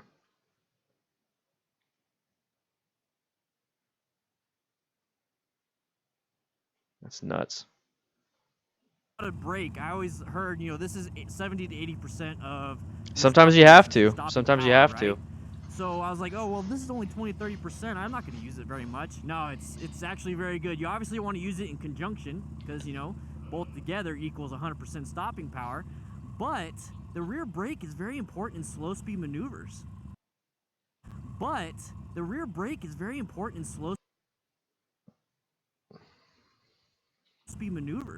Now, we don't really talk about that much rear brake in the beginner class of the MSF, but you definitely learn it in the advanced class. So check it out, riders. See right here. Let's copy that.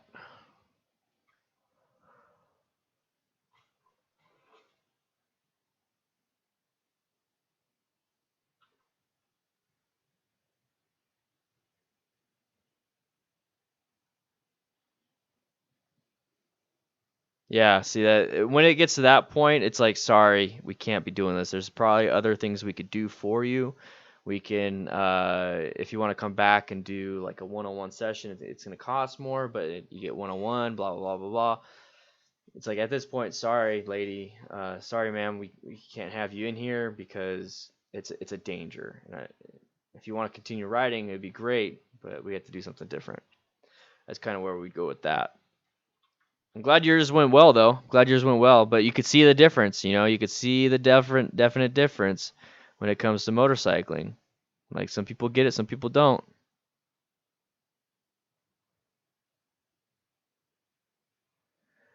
Oh, any mouse. Well, that's the thing is like they shouldn't be pressuring you. I mean, yeah, if you take your time, that's fine. Like I wouldn't get mad at you. And if somebody's getting behind you because you're not learning as quick as the others, it's like, you know what? I don't care. I'm here for me.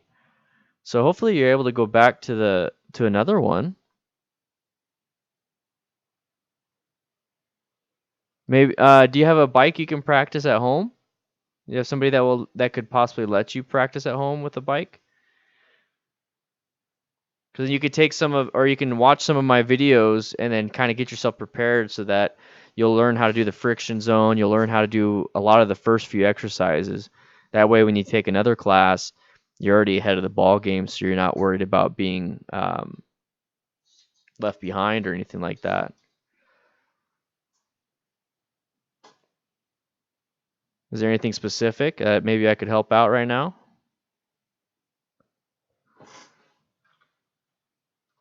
Any questions? It made me too stressed and anxious, which made me do worse. So I just bought a cheap 250. I'm learning in a parking lot. See, that's perfectly fine. Like if you're not confident, you're not having fun. It makes it exactly what you said is that it made you do worse.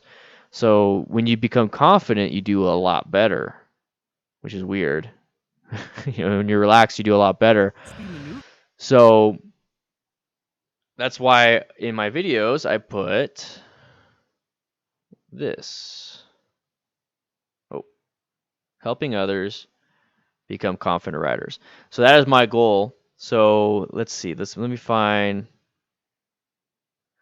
Yeah, no, it's great. I love that you guys are sharing experiences. It helps out others. I'm sure somebody's gonna watch this video, or they're watching this video right now, and that resonated with them. So that's really good. That's the whole point of the Discord.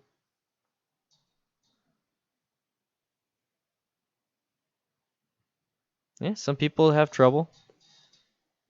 Really, just focus on what you need to do for yourself. So let's go to my playlists. Let's search across my channel. Friction.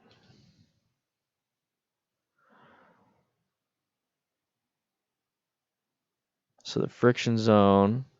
So how to ride a motorcycle. Let's see. It doesn't have playlists in here. It's upsetting. Other features. Where's the playlists?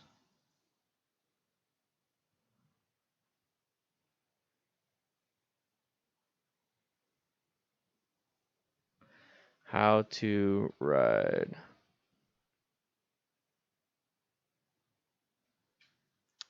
Okay.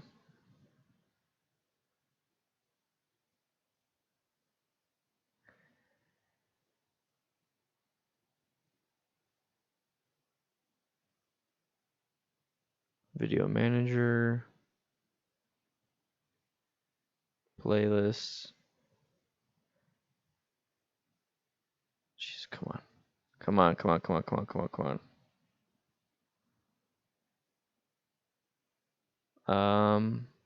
How to ride your motorcycle. There we go. So yeah, check this video out, right? Or check this playlist, Any Mouse. That might help you with your parking lot practice. We had 2 instructors for 3 people, and it was awesome. Yeah, that could help.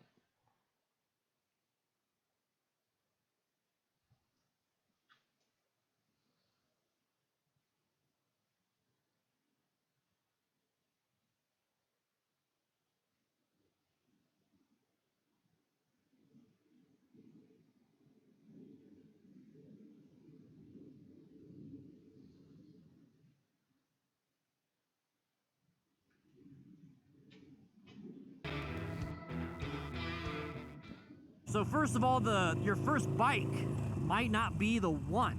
It might not be yours. It might not be like, I really liked it when I first got it, but Let's go back to where we were. talk about that much rear brake in the beginner class of the MSF, but you definitely learn it in the advanced class. So check it out, riders on MTC, boys. And the rear brake really helps with slow speed maneuvers, so you're able to kind of like tap it and kind of rear brake, trail brake. I don't want to use the different words, but it definitely helps out. Try it out, figure it out. I don't know if I'm gonna get in trouble with MSF, but yeah, definitely try it out. Practice with it. I do have the DDFM crew manual. It's for patrons, $1 a month and up. So for $12 a year, you get access to the manual, and you get all these different parking lot practice, and practice with the trail braking. Practice with your rear brake when you're doing the figure eights and doing U-turns, and you're doing the straight line weave, all these different things. Try it out. But yeah, definitely the rear brake is important, especially in conjunction with the front brake, okay? So make sure you do not neglect that rear brake. There's a bunch of different tools on this bike that you can use, and this is one of them. So the one thing I wish I paid a little bit of attention to when I first started riding was motorcycle protection. Not in terms of insurance, and we talk about gear for the rider, but what about the motorcyclist? So engine guards. So we got to go back to that part. Is $1 a month and up. So here. It's, for patrons, $1 a month. So Patreon, support on Patreon. Let's see.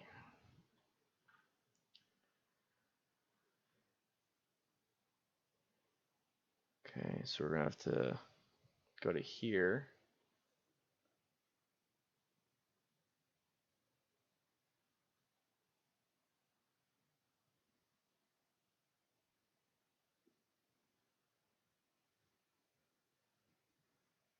Let's just do.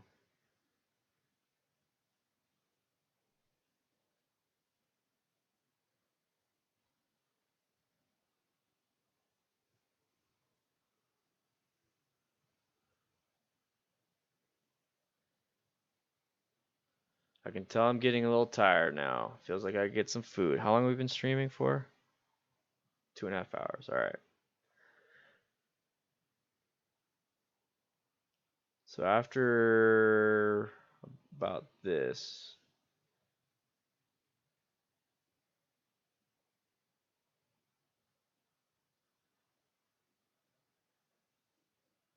come on.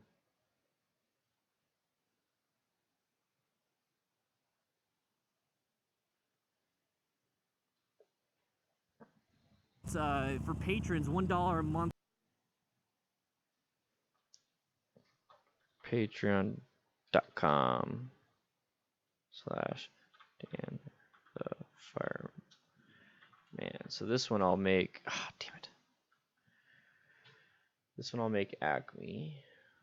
Actually, let's see. There we go. That's good.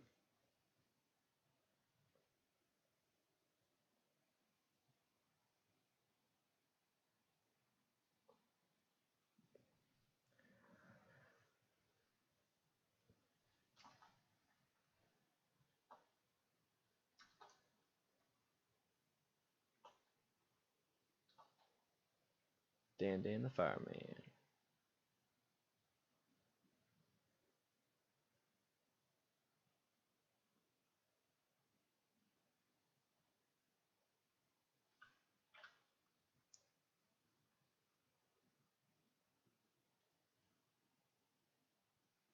Yeah, today's video is coming out in 1 hour and 45 minutes from now. It's $1 a month and up. So for $12 a year, you get access to the manual and you get all these different parking lot practice, and practice with the trail braking. Practice with your rear brake when you're doing the figure eights and doing U-turns and you're doing the straight line weave, all these different things. Try it out. But yeah, definitely the rear brake is important, especially in conjunction with the front brake, okay? So make sure you do not neglect that rear brake. There's a bunch of different tools on this bike that you can use, and this is one of them. So the one thing I wish I paid a little bit of attention to when I first started riding was motorcycle protection.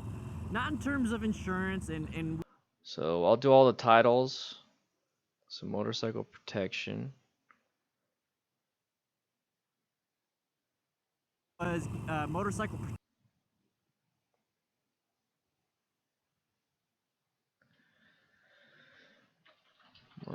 protection.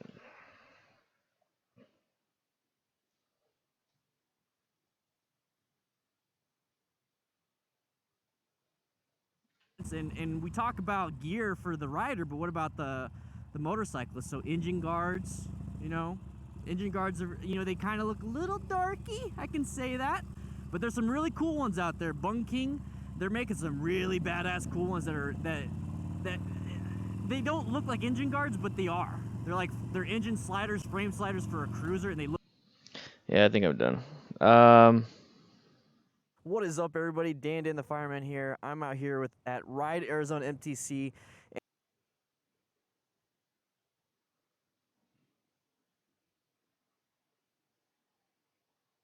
Double checking some stuff.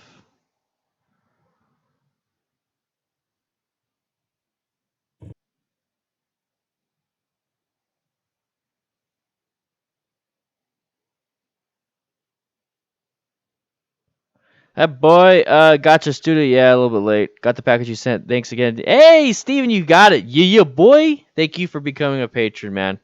Appreciate it. I'm actually gonna hop off. Oh, I am tired. I gotta eat, guys. I haven't had breakfast. It's 12:20. It's about time for lunch for me, and I gotta leave in about an hour to pick up the kids. So, guys, it was a blast. Thank you for stopping by. I'm gonna be heading out, and I'll be seeing you guys later. Swing on by the Discord. It's absolutely free. All right. No problem. No problem. Swing on by the Discord. It's absolutely free. Please, please, please. All right. Links in the description. All right. With that said, hope you guys ride safe, be safe, and I'll see you later.